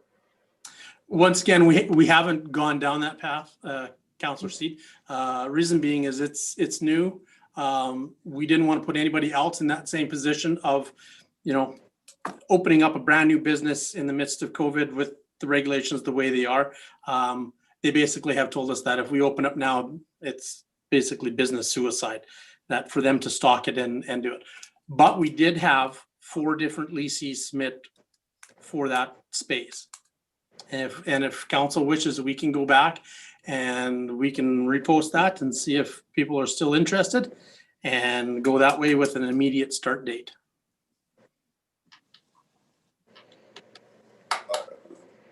Other comments or Councillor Seed follow up or just one short follow up. I am completely sympathetic to the COVID situation with a lot of these businesses. However, I would just be hesitant, just my personal opinion, to say if we did have somebody come in that said, look, we can make a go of it, COVID or not, you know, we can make this work.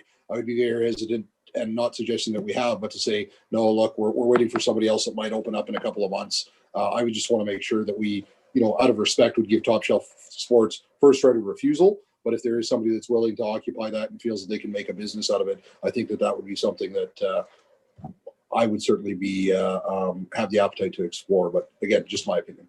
Thank you. Okay, other comments? Councillor Ramage. I'd echo Councillor Seed's comments there. I think my concern is kind of an indefinite start date, and so that if there are other businesses, other vendors that can make use of that spot, that first right of refusal will be given to Top Shelf. But I don't think we can hold it indefinitely. Other comments?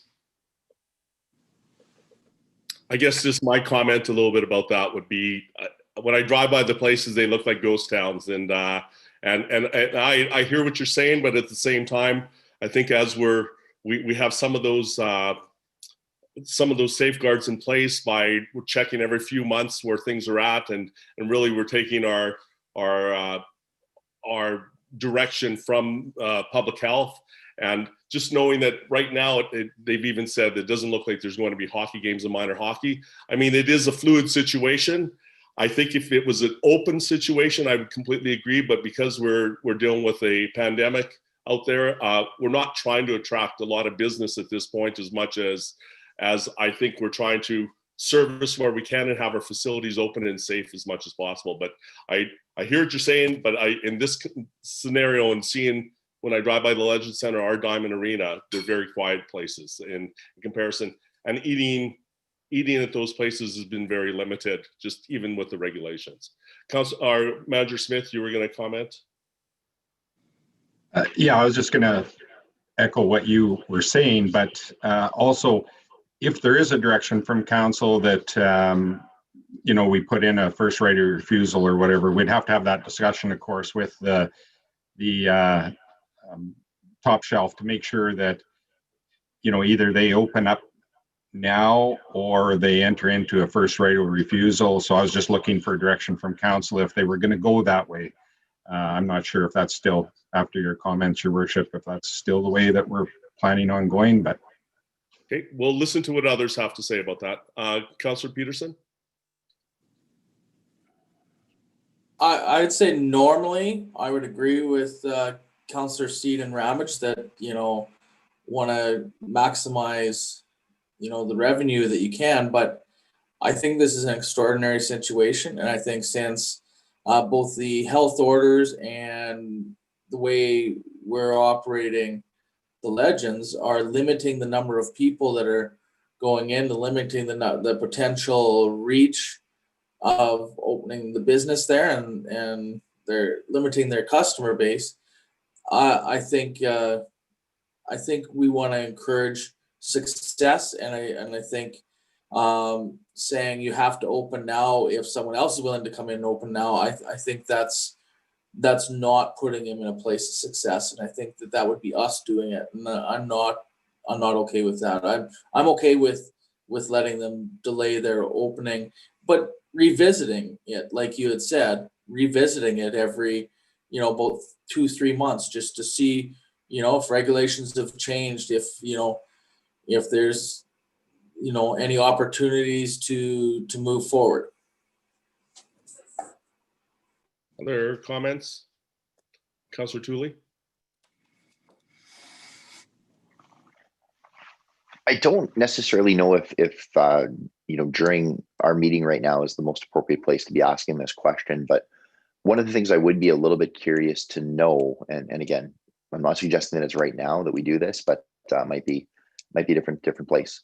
But to get a bit of a gauge of what some of those other potential options were that were looking at that space at one time, or what some of the other proposals were, and are they potentially businesses that would be as impacted as a result of the COVID situation? Because I'm thinking, if we are going to look at the option of opening the space up to somebody else, are we going to be just opening up the space to somebody else who's also going to be in the same situation? Would be a little bit of my concern there. The other thing is with something like what Top Shelf is considering doing, I would suspect that given that situation that we're in and the fluidity of it, we may not actually see them having an appetite to open the space up until potentially the fall, once we see a little bit more of the lay of the land and how things are playing out, and once we maybe see some of the sports that they're going to be kind of catering their business to, once those start up again. And again, like I said, I would suspect that some of that probably would be into the fall. So I guess the point I want to make is, realistically, if there are some other potential lessees that might be interested in that space, I don't know if advertising it and asking for proposals again is necessarily the right thing to do, but it might be a bit of a discussion around who some of those are, and if it is worth looking at going back to that proposal thing. Because some of them might not even be interested in the space anymore. They might have found alternate space or something along those lines. But if there is potentially somebody out there that says, hey, COVID or no COVID, we're kind of looking for space right now. We want to have space. We want to have something opened, in the near future. Maybe that is a discussion we do need to have.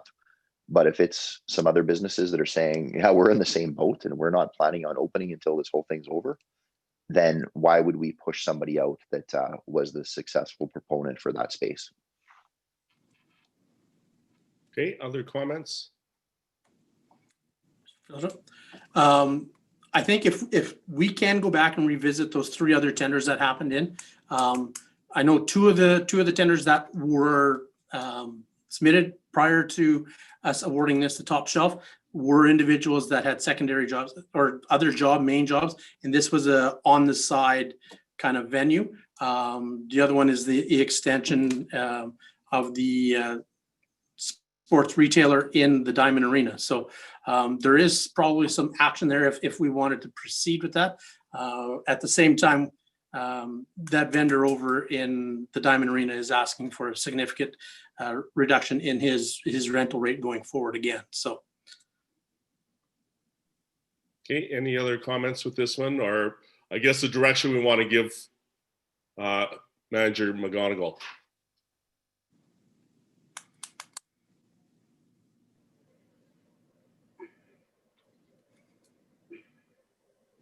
Councillor Seed? Again, I think that I certainly wouldn't want to see, a retailer from Diamond just close the shop there and then open up at the Legends. It's 6 of one, half a dozen of another. But certainly, if the other two are not viable, in your opinion, Paul, I think that your best judgment is good enough for me. I just wanted to be mindful of the fact that if there is an opportunity for revenue, even if it is a small amount, I want to be respectful to Top Shelf Sports and do give them the opportunity. But I think that if they're not willing to, based on their business model, and somebody else was, based on another business model, and they're ready to open up ASAP, I think it would be short-sighted to say no to them. So I guess just my encouragement is just to keep our ears and our eyes open, and not that we need to be running around advertising it, but certainly be receptive to somebody that may or may not be willing to come in and do it. Let's say, if somebody was doing embroidery or something like that, and that was a perfect little space, and they could have some retail on the side as well once things get back up and going. It's still an excellent opportunity for them to have an excellent location and be producing some profits there at the same time. So that was really my only concern. Thank you. Okay, so I think it's to move forward as you recommended is what I see, and negotiate for the 3 months. We'll move forward with that, and we'll do some follow-up work here with the tenders that came out prior to, and with Top Shelf again, and we'll just get a feeling for where they're at right now. Okay. Okay. Anything else? That is everything for me. Okay, any other questions on any other topics, recreation? Councillor Seed. 2 quick questions, Paul, with not in any particular order. In your report, you had listed that there had been several concerns regarding the transition area at Lions Park to the skating surface. Yeah. Could you give us a better idea of what those specific concerns are? They were just that the snow wasn't cleared properly. Okay. And that the ice was fairly rough in that transition piece. So the way it is now is you change your skates, or from your footwear to your skates on the picnic table, and then there's a little tiny ice pad that takes you out and gets you onto the ice surface. So that was their concern, that it was rough, and some of the little kids were having trouble navigating it. Okay. And then secondly, in your report, you listed that specifically MR2 is the last park that the city is planning on developing.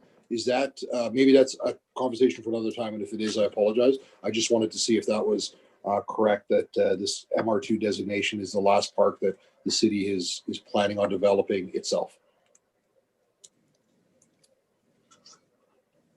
I am not seeing where you got that from. Okay, sorry, I'll under what paragraph was that in, Councillor Seed? I'll find it here just because it was in my notes. So if I'm mistaken, we can leave it at that. I don't. It doesn't need to be a huge discussion. I'll see if I can find it. Perhaps contact either yourself or Manager Smith at another time. Or it can come to a recreation meeting too, if it's one. Yeah, that's fine. Okay. Okay. Thank you. Yeah. Councillor Peterson.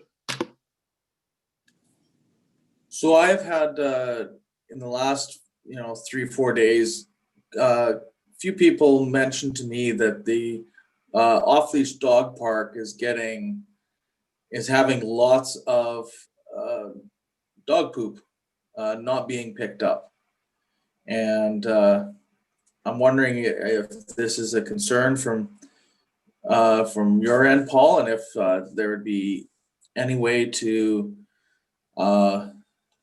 handle it moving forward. I see. Yeah, go ahead. It definitely is an issue when they don't pick up after their pets. It creates an environment where it's unsafe and where disease can happen. At some point in time, our regular users are going to, and those that set out and pick up after their dogs, there's going to be issues with that. City staff, we're not directing city staff to pick up after people.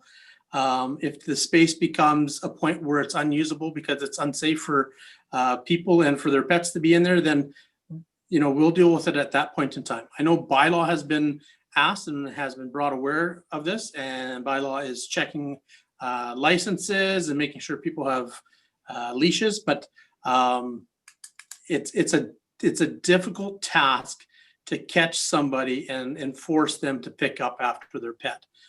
It almost has to be a, you know, while you're out there, that those that enjoy using the park call those other users that aren't picking up after their pets. It is definitely a concern, and we're seeing a lot more of those types of activities in our park systems as well, where the pathways are fairly wide, our staff are keeping them open, and we're seeing a lot of feces on the walking paths. It's unfortunate because we provide bags and pet waste stations in all of the entrances into our parks and multiple stations within the dog park. So there's no excuse for not picking up after your pet. Even at the dog park, when you say you take your dog off the leash, you need to be within control of your dog, and you need to be watching your dog so that when he does defecate at an area, that you can make your way over and pick up after it. It's as simple as that. And these are luxuries in our community that we spend a fair amount of money as city council and as the city of Warman to make sure that we're providing opportunities for people to clean up after their pets and to keep our community clean. So it is going to get to a point where it's not going to be clean, and we're going to have to deal with whether it be closing facilities or putting in different regulations just to keep our residents and our pet owners that look after their pets in a healthy, safety environment. Okay, and I see Manager Toth's hand up, so I'll let him. Yeah, I think Paul did a great job in describing some of the issues in bylaw that we experience when trying to catch this. That being said, we have bylaw, we've increased the amount of monitoring that we're doing of all of the parks, specifically the dog park in the last month. We have even updated some of the signage going in and out of the dog park just to make sure that that regulation, or that people, I mean, if you're a dog owner, you should know that by now, but that it is very clear when you enter and exit the park to please pick up after your dog.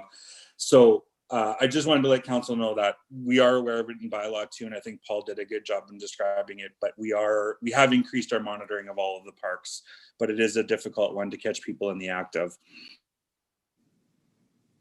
Okay, other questions or comments? Councillor Seed. Just one quick comment. As somebody that frequents the dog park with my dog, we definitely have seen a larger increase, in my completely unscientific opinion, of people that are not from within the city of Warman using it. I've talked to quite a few people that are from Martinsville, Osler, New Lange, a lot of areas that are utilizing that. That's a potential issue in itself, but I also think that the vast majority of owners that are out there are responsible and do attempt to pick up after their dogs whenever possible. I think that although there's certainly clearly people that are not, with recent snow melt and warm weather, I think that's showing a little bit more that's there as well. And I think that there's maybe a perception that all of a sudden it's happening, whereas I think it's been, you know, we have this same consistent people that are probably not following the rules. And I think that just with some of the recent snow melt, we're just seeing a little bit more of it. But I personally have seen bylaw there a couple of times, and I think they're doing a good job of it. There could be some more discussion at another date, though, about how many people, or not that we can stand there as a guard post or something, but there does seem to be a large percentage of people that are using that facility that are not from Warman as well. So hopefully the signage can help with some of that. Okay, Councillor Peterson. One of the complaints was someone from outside of Warman. And I mean, I am A-okay with people coming in out from outside of our city to use the dog park for the simple fact that, like, I mean, I know the one is my brother, and he goes and buys a Timmy's at our local Warman Tim Hortons every time. If he wants to come in and spend money in Warman and then go to the dog park, I'm good with it. I mean, because he might be going to another store, grocery store on the way home as well. Like, I mean, so I'm good with people coming in from outside of our community to use the dog park. To me, that's a non-issue. The issue is people not cleaning up. And if I'm not opposed to an idea of, if the feces get so bad that it needs to be picked up by our staff, closing it for a couple days to pick it up. Saying out there, we have to close it to clean it up. And if this keeps happening, if people aren't going to clean up, this is going to keep happening, and it might encourage other people who, and I agree, Marshall, most people will clean up after the dogs, but it might encourage those ones to then keep an eye out for those that aren't cleaning up after the dogs. Other questions or Manager McGonigal? We have to remember when we built the dog park in the location that it was at, we wanted people to stop off the highway to come into our community to take advantage of the dog park with the intentions that they would come in and purchase a coffee or fill up with gas or whatever it may be. One of the rules that is on the sign is that your dog must be licensed. And I think bylaw is we're getting a lot from Corman Park, Martinsville, Osler, Saskatoon, using our dog park. Majority of them that are using it are licensed. We just want people to have their dogs licensed within their community. So somebody like Corman Park that doesn't have a dog pet licensing program, they would need to buy a City of Warman pet licensing for $25 for the life of that dog. Martinsville, they'd have to purchase a Martinsville pet license in order to use ours. And that's how we want it to be. It is simply very much an ignorant act that's happening, and to think and to expect city employees to shut the park down and to pick up dog feces, I think is something that we would really have to have a discussion with, and our employees would be very vocal when it came to that decision. Okay. Other comments, Councillor Seat? Yeah, my comment, definitely, Paul kind of covered it here, but the first rule of the dog leash, off-leash area, which I just brought up while we were talking here, is that all dogs must have a valid City of Warman license. So I'm not opposed by any stretch of the imagination for somebody coming in that wants to use it, but there are quite a few people that don't have a dog license either on the dog's collar or on their leash that they're required to do so. My concern from that comes from if there is an incident where a dog, let's say my dog, who is licensed, was to bite another dog, that other owner can quickly get the information off of the dog's license from me, is required to do so. And that's a good way to make sure that they're vaccinated, that they're rabies free, things of that nature, which I think is also a very important part of that license. It's not about gaining the $25, more of a reporting process to be able to track that animal through its lifetime. And $25 to run your dog at the park over a 10 or 11 year life is inconsequential. Okay, thank you. My only comment with that one is I agree, but this is an annual conversation, usually with a bit more melt, and it's also conversation at every level. I hear it on Gormley, I hear it on other avenues. So Saskatoon having the same. They actually had a death of a dog because of some of the feces they're blaming. So I understand it. I don't know if we can start a new model like we do with golfing, where when you're fixing divots, instead of just doing your own, you maybe do a few around that. So you get the responsible people. I'm only bringing out, I'm not a dog owner, I'm a cat owner, but I'm just throwing that out there, is that maybe there's a new practice that we can try and get people as we do with the golf course. Any other comments about this or anything with recreation? Councillor Tooley. Just want to be, and Paul actually kind of alluded to this a little bit, but want to be just a little cautious with the thought process that, if it becomes a significant issue to close the dog park down and maybe have staff go in and do it, I wouldn't want that to turn into an expectation from the dog park users as well, that, that they don't have to clean up after themselves, after their pets. And it sort of would build a little bit of that. I almost wonder if that would be a little bit of building that up, that it's a place that you don't have to do that because the city will go in, close it for a couple of days, clean it up. Fantastic. So I want to be a little cautious about that one. Anything else for Paul?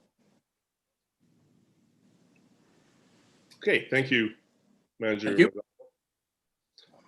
We're at a break time. I guess we probably should take it. We've been here for an hour and 40 minutes, so, or an hour and 50 minutes. So why don't we take, will 7 minutes do? So I've got 2:48, so 2:55. 7 minutes. You can turn off your camera. We'll see you back at 2:55 for Robert.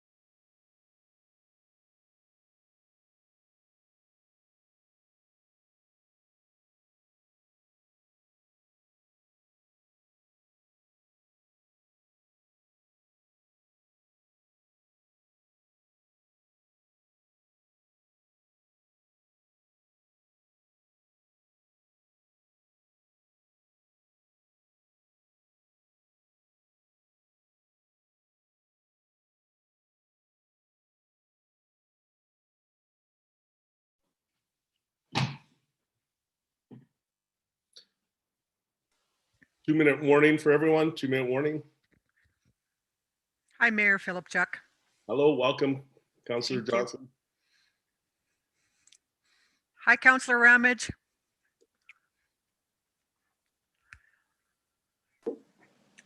Good afternoon. How's it going? Good, how are you? Doing well. We are doing well. live, by the way, on YouTube, so.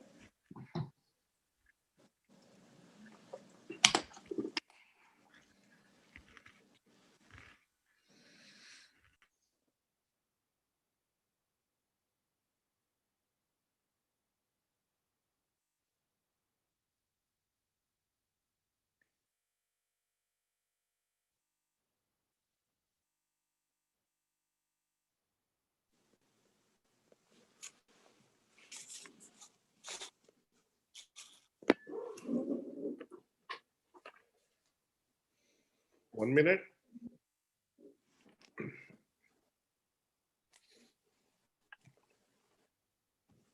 Yeah, everybody flash your lights at home.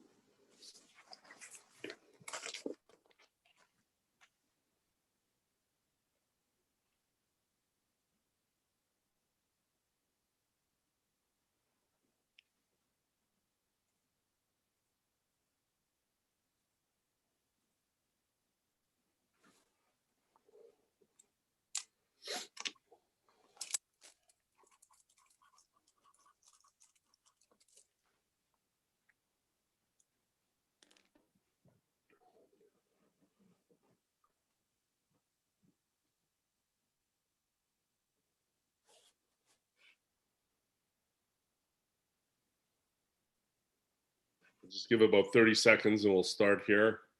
Just waiting for a couple councillors.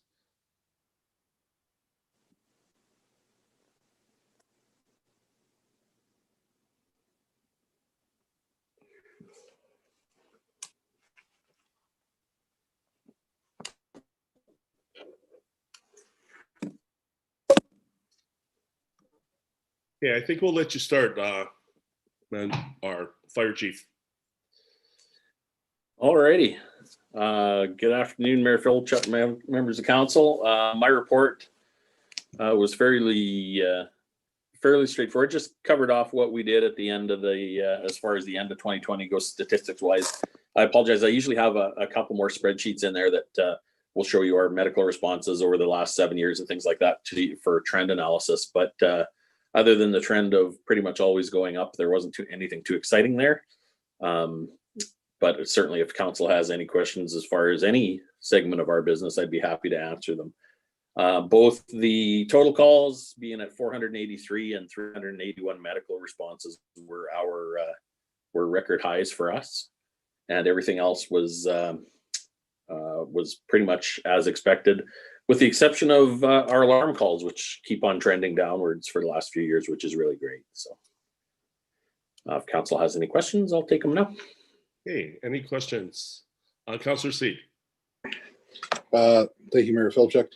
Chief Austin, just one of the things I was looking into with your report is showing that obviously the medical calls are continuing to climb with Warman Fire Rescue. By my account, you guys are averaging a little over one a day. And obviously I know there's some days you do none and some days you probably do 5. But one of the things that I had looked at, because it had been mentioned previously, was this agreement between, I believe it's the province and Medivy, as far as providing this ambulance service for transportation, specifically to Warman when there are opportunities to do so.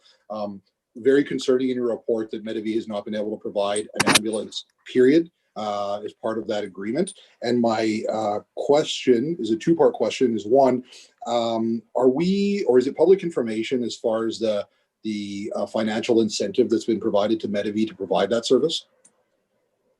That would be the first one. Well, yeah, so thank you for the question. Right now, I have, I'm not sure where you would actually find that information on Councillor Seed. I've never seen it. I don't know who signs the contracts between private contractors and the health authority. I have asked previously for the health authority just to find out when contracts come up and how a person could look into, you know, what the contract for service would be. I know Mayor Spence, I believe it was in 2015, had some discussions with the SHA, and they told her it was basically grandfathered contract in good faith at that time, but I'm not sure where you can find any of those numbers. I apologize. Okay, perfect. Second part of that question is, to your knowledge, and I apologize for not prepping you for this, but has there been any feasibility study done in the, say, past 5 to 6 years with regards to Warman Fire potentially looking at filling that gap?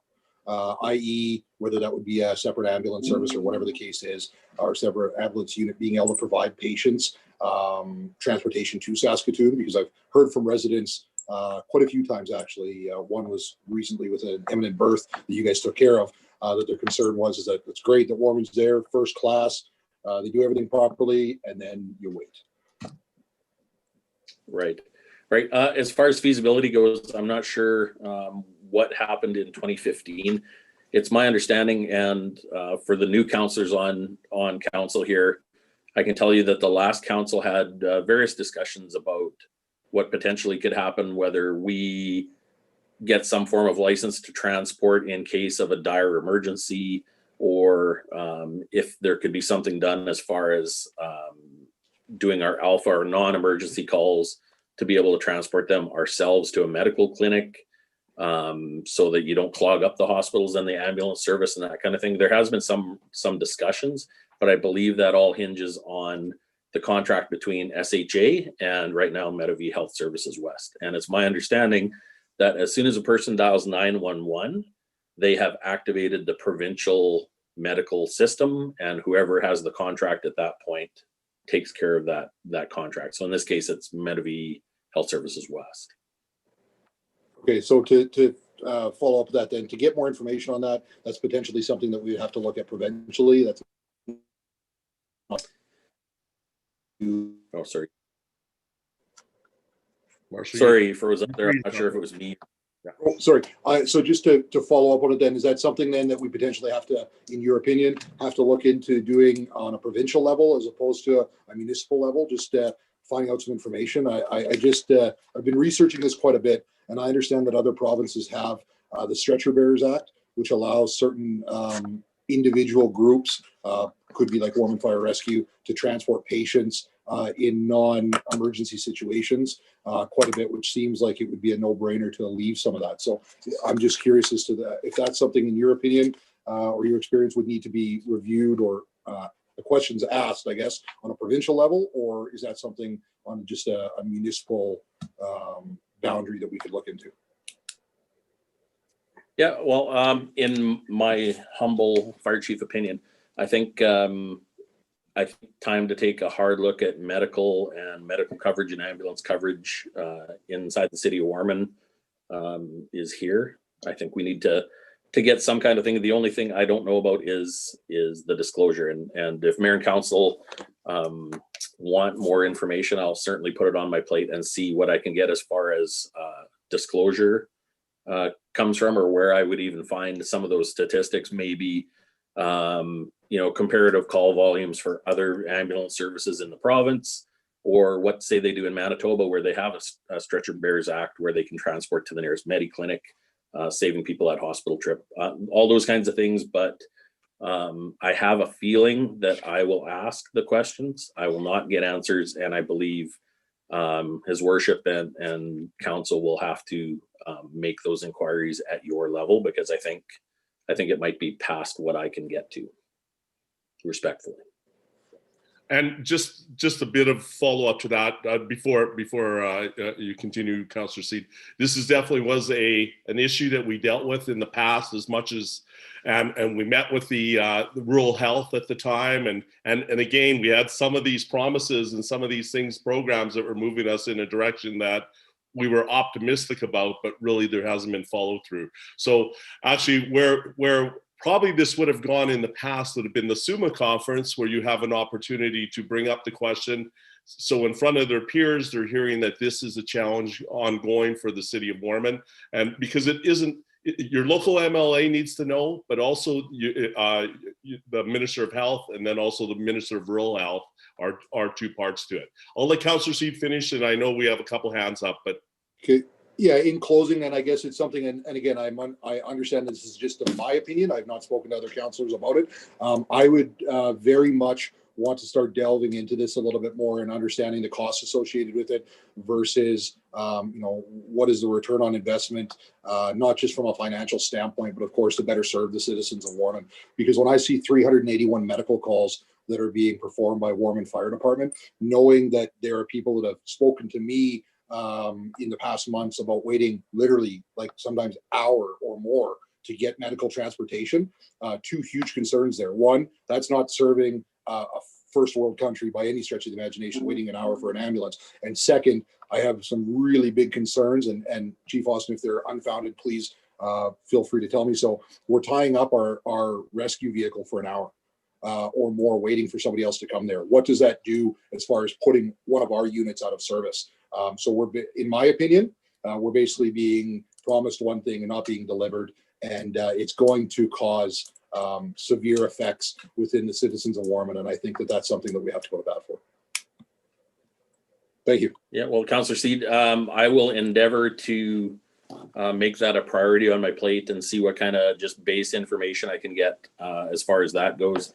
Mayor Filipchuk is right. He nailed it on the head where we have had discussions, we've had the people in the room, and we've had certain our expectations and their answers put on the table, and I don't think the two have got together yet. So it's probably going to be one of my major focuses here in 2021 is getting enough information to Mayor and Council so we can start maybe looking at different options or whatever we can do. Because at the end of the day, it's all about the citizens of Warman. I know that how we're doing it now, the citizens of Warman are very well served by our responders, and they're very well taken care of, but there's still some opportunities to get better there as a system. So. Okay, thank you. I think we had Councillor Tooley next, and then Councillor Peterson. I tend to agree with some of the points that are being made around this. I think there's some really valid things there that we need to look at. Realistically, I think the biggest issue that we face is that the provincial service delivery model that we have just doesn't allow for something like this at this point. And it's one of those ones where I think as a council, we might have a little bit more influence on that with maybe raising the issue at the Ministry of Health or Ministry of Rural and Remote Health kind of level and sparking some of that discussion there. And Councillor Beck, you may actually give us some direction on this here in a moment, but or at least I'm going to ask you to maybe weigh in on it for a second. But is there going to be an opportunity at the SUMA conference, whether it's through like the Bear Pit type session or whether it's through the dialogue with some of the ministers, that we're going to be able to, somebody may be able to go there and ask one of those kind of questions, because they're usually quite good about, if somebody does a very specific question like that, taking the opportunity, directing you to one of the staff members to kind of have at least a little bit of a discussion and maybe provide some follow-up or feedback. So I think that may be more of administratively, I'm not sure if there's much place that we can go right now with this, as opposed to pushing in more as a political type of agenda item. Thank you. And just a bit to that, and I'll let Councillor Peterson go next and then Councillor Beck. But just, I know I've put a request into for the Minister of Health and Minister of Municipal Affairs through the link they had at SUMA within the information that was sent out. And there will also be the Bear Pit session, but I'll let Councillor Beck talk more to that, but I'll give Councillor Peterson first opportunity, questions or comments. Well, in going along with this, I remember last year at SUMA, I did ask the question of the Minister of Health at the time. I said that, and I used, without giving away names or anything, I said, we had an incident where, someone who was very seriously injured waited, an hour, and it put their life in danger and it might have even been a longer period of time that they waited, talking about the skate park incident. And I said, and this was because we didn't have the proper ambulance service. And I asked if there was, if the government was going to take action to correct that, to make sure that didn't happen in the future. And the only response from the Minister of Health is, we are not looking at changing anything or looking at the private contracts at all. And that's it. That's all he would comment on. Wouldn't comment on anything in regards to the safety concern that I brought up or anything. Just, we're protecting the private contract. That's it. Done. Okay, Councillor Beck will.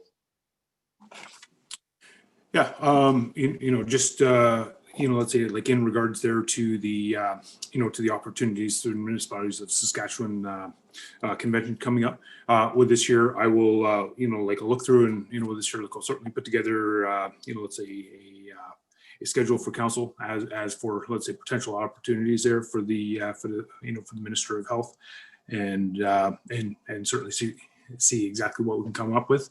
But yeah, certainly with this year in terms of a municipal focus going forward to the to the council board, this year, like I certainly keep that there in mind each time that we meet as a board with with the municipalities of Saskatchewan. Anything else to add there, Chief Austin, with some of the comments you've heard? Or no, I think I just appreciate Mayor and Council. I think we're all on the same page on this issue, and we just want the best for our citizens. So I'll chat with City Manager Smith there tomorrow when we have our senior managers meeting, and come up with a little bit of a strategy as far as which way to go. And I will endeavor to get as much information as I can for Mayor and Council to move this forward, whatever I can get at my level, for sure. And appreciate that, because I think that we get the information and then we take it to a political level where we need to. So appreciate that. Manager Smith? Yeah, I will also forward to council, as I think it was in about this time last year that we had sent some correspondence. Her worship had sent some correspondence to the province and health authority, and we did have a few meetings in which Chief Austin was involved in as well. So we have been working on this, and one of the outcomes of that was the third ambulance stationed here when required, but of course those fulfillments haven't been made either. But it's certainly been a priority for quite some time. As Councillor Seed had mentioned, it's an issue, and we have been dealing with it. I'm pretty sure it was in January of last year that we sent a letter, and then a meeting was established and some outcomes from that. But I'll also forward that to council for consideration as well, so they're aware of what's, especially the new members of council. Thank you. And I agree that it would have been nice that we're having a conversation evaluating the program instead of it not existing. And because we were hoping that this was a step in the right direction of housing an ambulance here in Warman at different times, and then moving it to the next level of permanent. So I mean, the goal was there, and we saw the willingness to move that way, but it didn't follow through, which is disappointing. So thank you. Anything else for Chief Austin? Thank you very much. Welcome. Move down to Staff Sergeant. Good day, everybody. I'll try to keep it short and brief for you. We submitted, as of last Friday, our statistics for November and December, which are fairly consistent. And then, as per your request at the last meeting, we produced our numbers of call volumes from 2019 and 2020, specifically in regards to Warman, Martensville, and our rural component for the breakdown. Surprisingly, our rural components call volume for 2020 is down substantially. Most of that is due to our traffic enforcement and the COVID-related March, April, and May, how everything slowed down. Other than that, we're pretty happy with the statistics that we do have, or that they're consistent. In regards to our human resources, we are on average, we are planning to have a few individuals relocate from our communities, and we are looking at their backfills coming from northern communities. So we're hoping the transition will be a door-to-door move, but that will be determined as the winter continues to play on.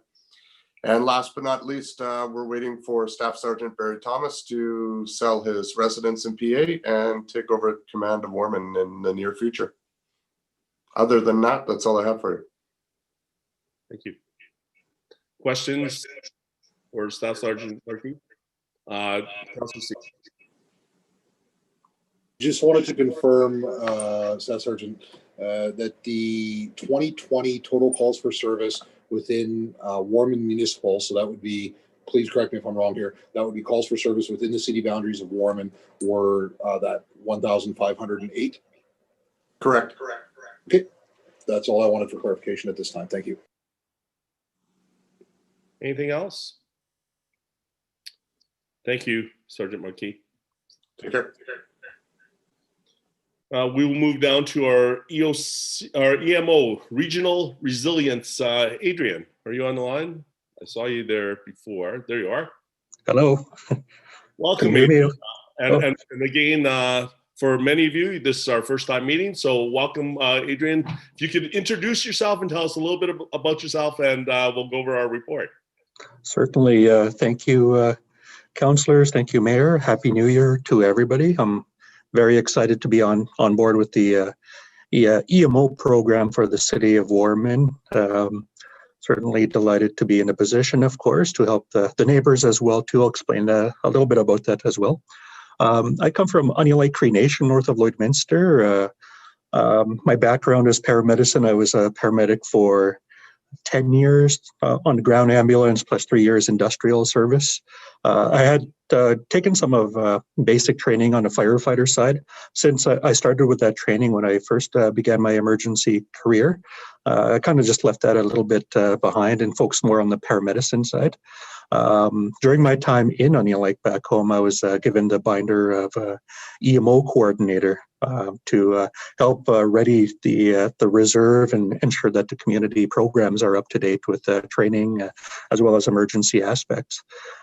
So that's how I fell into EMO. So that piqued my interest. I came out of paramedicine and more into the EMO field. So I've been working in EMO for quite a number of years. Most recently, my old position was with Saskatchewan Public Safety Agency. I'd spent 3+ years there. Was given the opportunity to apply for this position that I'm currently in. Regional Resiliency Specialist is the title. Working with the 11 communities around Saskatoon, so that's north and northwest of Saskatoon.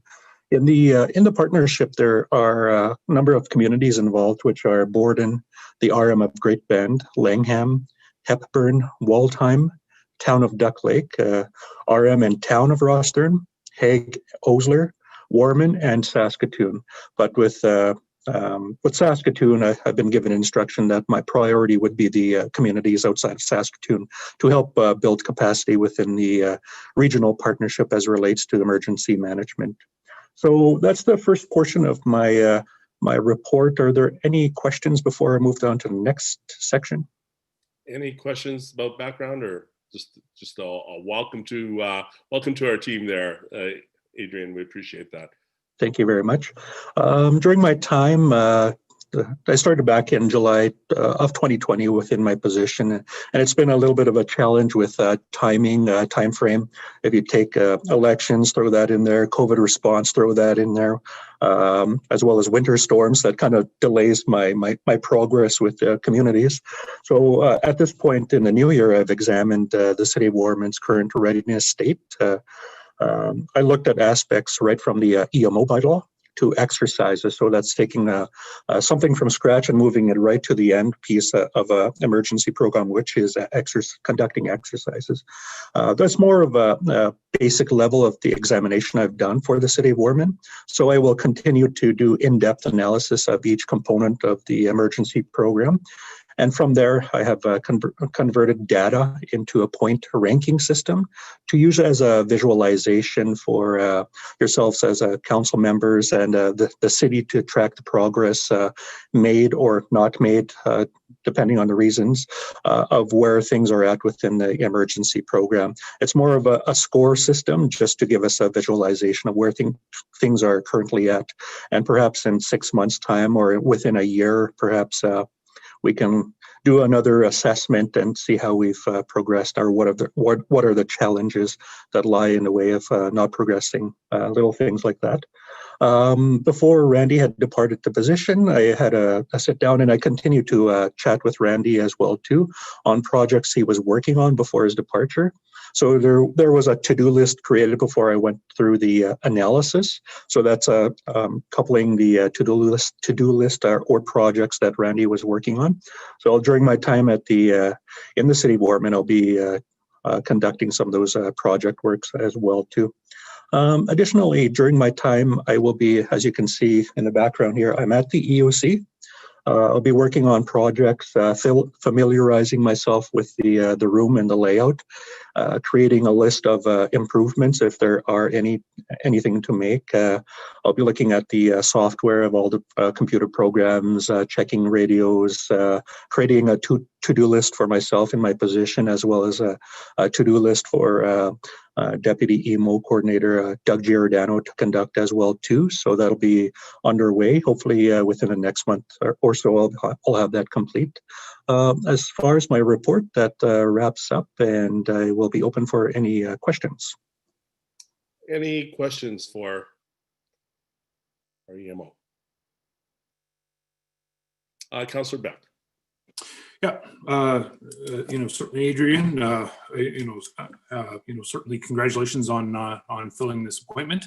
Obviously, with this year, like there's a lot of regional, cooperation. That's going to be necessary for, for your position there. I do have a question.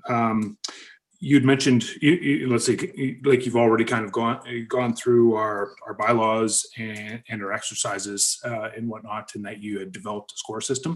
Do you have a score system already for, let's say for the bylaws and for the exercises that we've been done, or is this going to be a score that you're going to present to us at a later date? I've conducted the documentation for that already. I had handed the analysis, so it's taking a look at the bylaw and nextly the EMO committee as well as EOC team. So it has components built within that document and the ranking system that corresponds with it. I handed it over to City Manager Bob Smith, I believe it was, in a couple of pieces last week. So that will be made available as well to the council members. The way that I had structured it was, we'll use EMO meetings for examples. To my understanding, the City of Warman EMO program had conducted meetings in the past, which is very good. But what I thought could be added in there was perhaps an agenda to follow, plus the meeting minutes to be conducted that time. As on top of us regularly scheduled EMO meetings. So those three little sections will constitute as one point, whereas if one or two of those small aspects were missing, then there would be no point allotted for that EMO meeting portion of it. So that's how I had structured within the document. So there, at this time, the City of Warman is sitting at an 8 out of 14, which is not bad actually. There are some components like updating the emergency manual or the contact lists within the manual. I didn't give a point for that, but that's fairly close to being done because there is already a document in place. So to just be updating that manual. So within that component, City of Warman's actually pretty close to scoring another point, bumping it up to 9 with other sections within that analysis. Excellent. One more question for you. So with this year, with our current EMO, facility, with this year, is that particular portion of our building that's set aside there, is that something that would be utilized?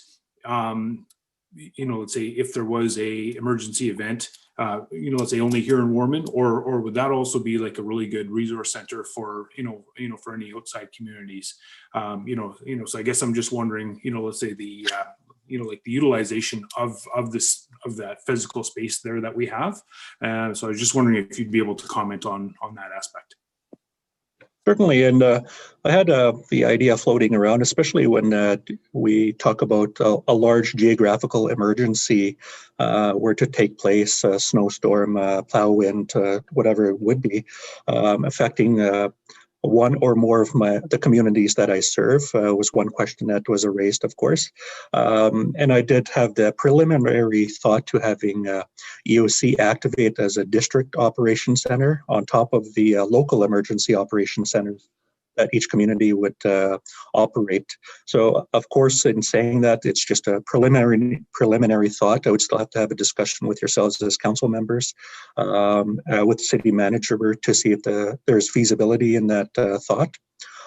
Additionally, some educational components, of course, with Warman to undertake such a operation, as well as an educational component to each of the local municipalities that are involved within the partnership to also coordinate the pieces in between that. So preliminary, that's my thought at the moment. And especially when it comes down to multi-emergencies occurring at once, which is fairly close to happening with the recent snowstorms. Thank you. Other questions, comments? Councillor Seed.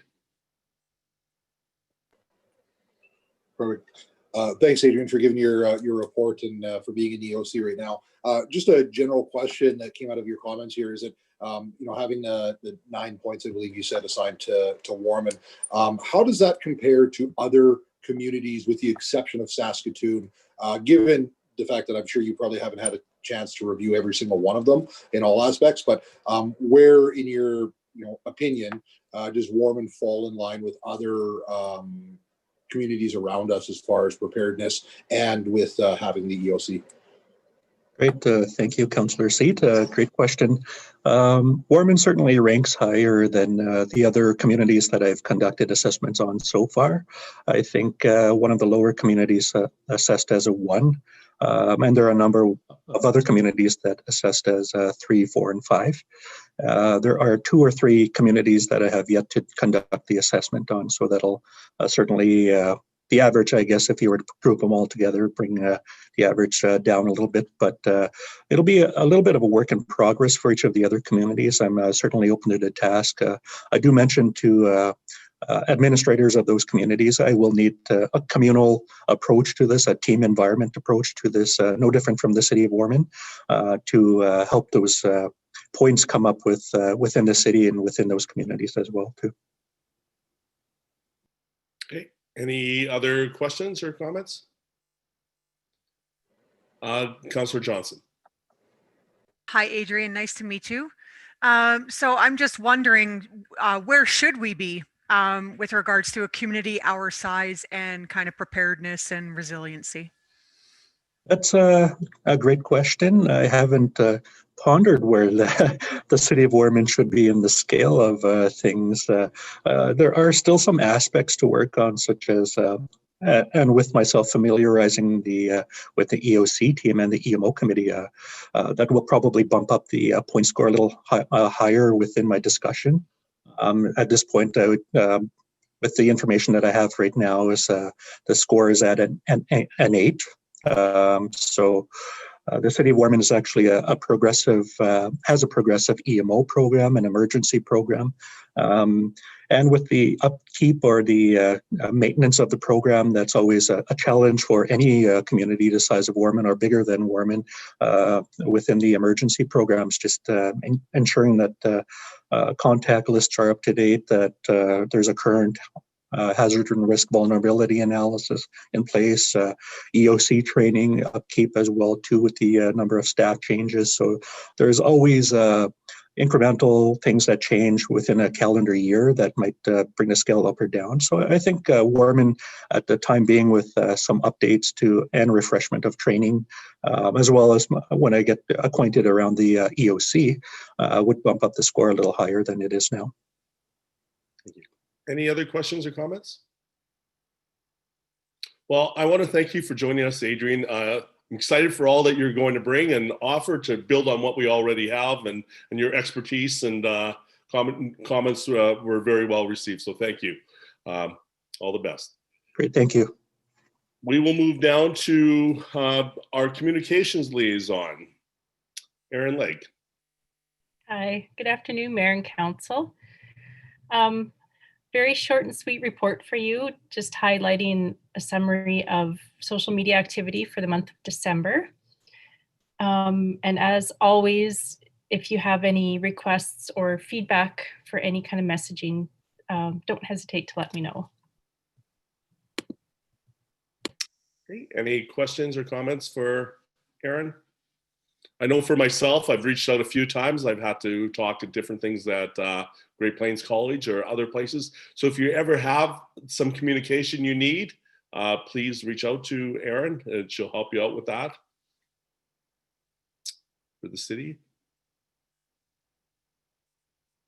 Okay, Erin, it looks like you that will be it. So I'm looking, we're at the end here now. Our next meeting will be Tuesday, February 16th, as a committee of the whole, that is. And so I'm looking for a motion to adjourn. Councillor Tooley, seconder. Councillor Seed.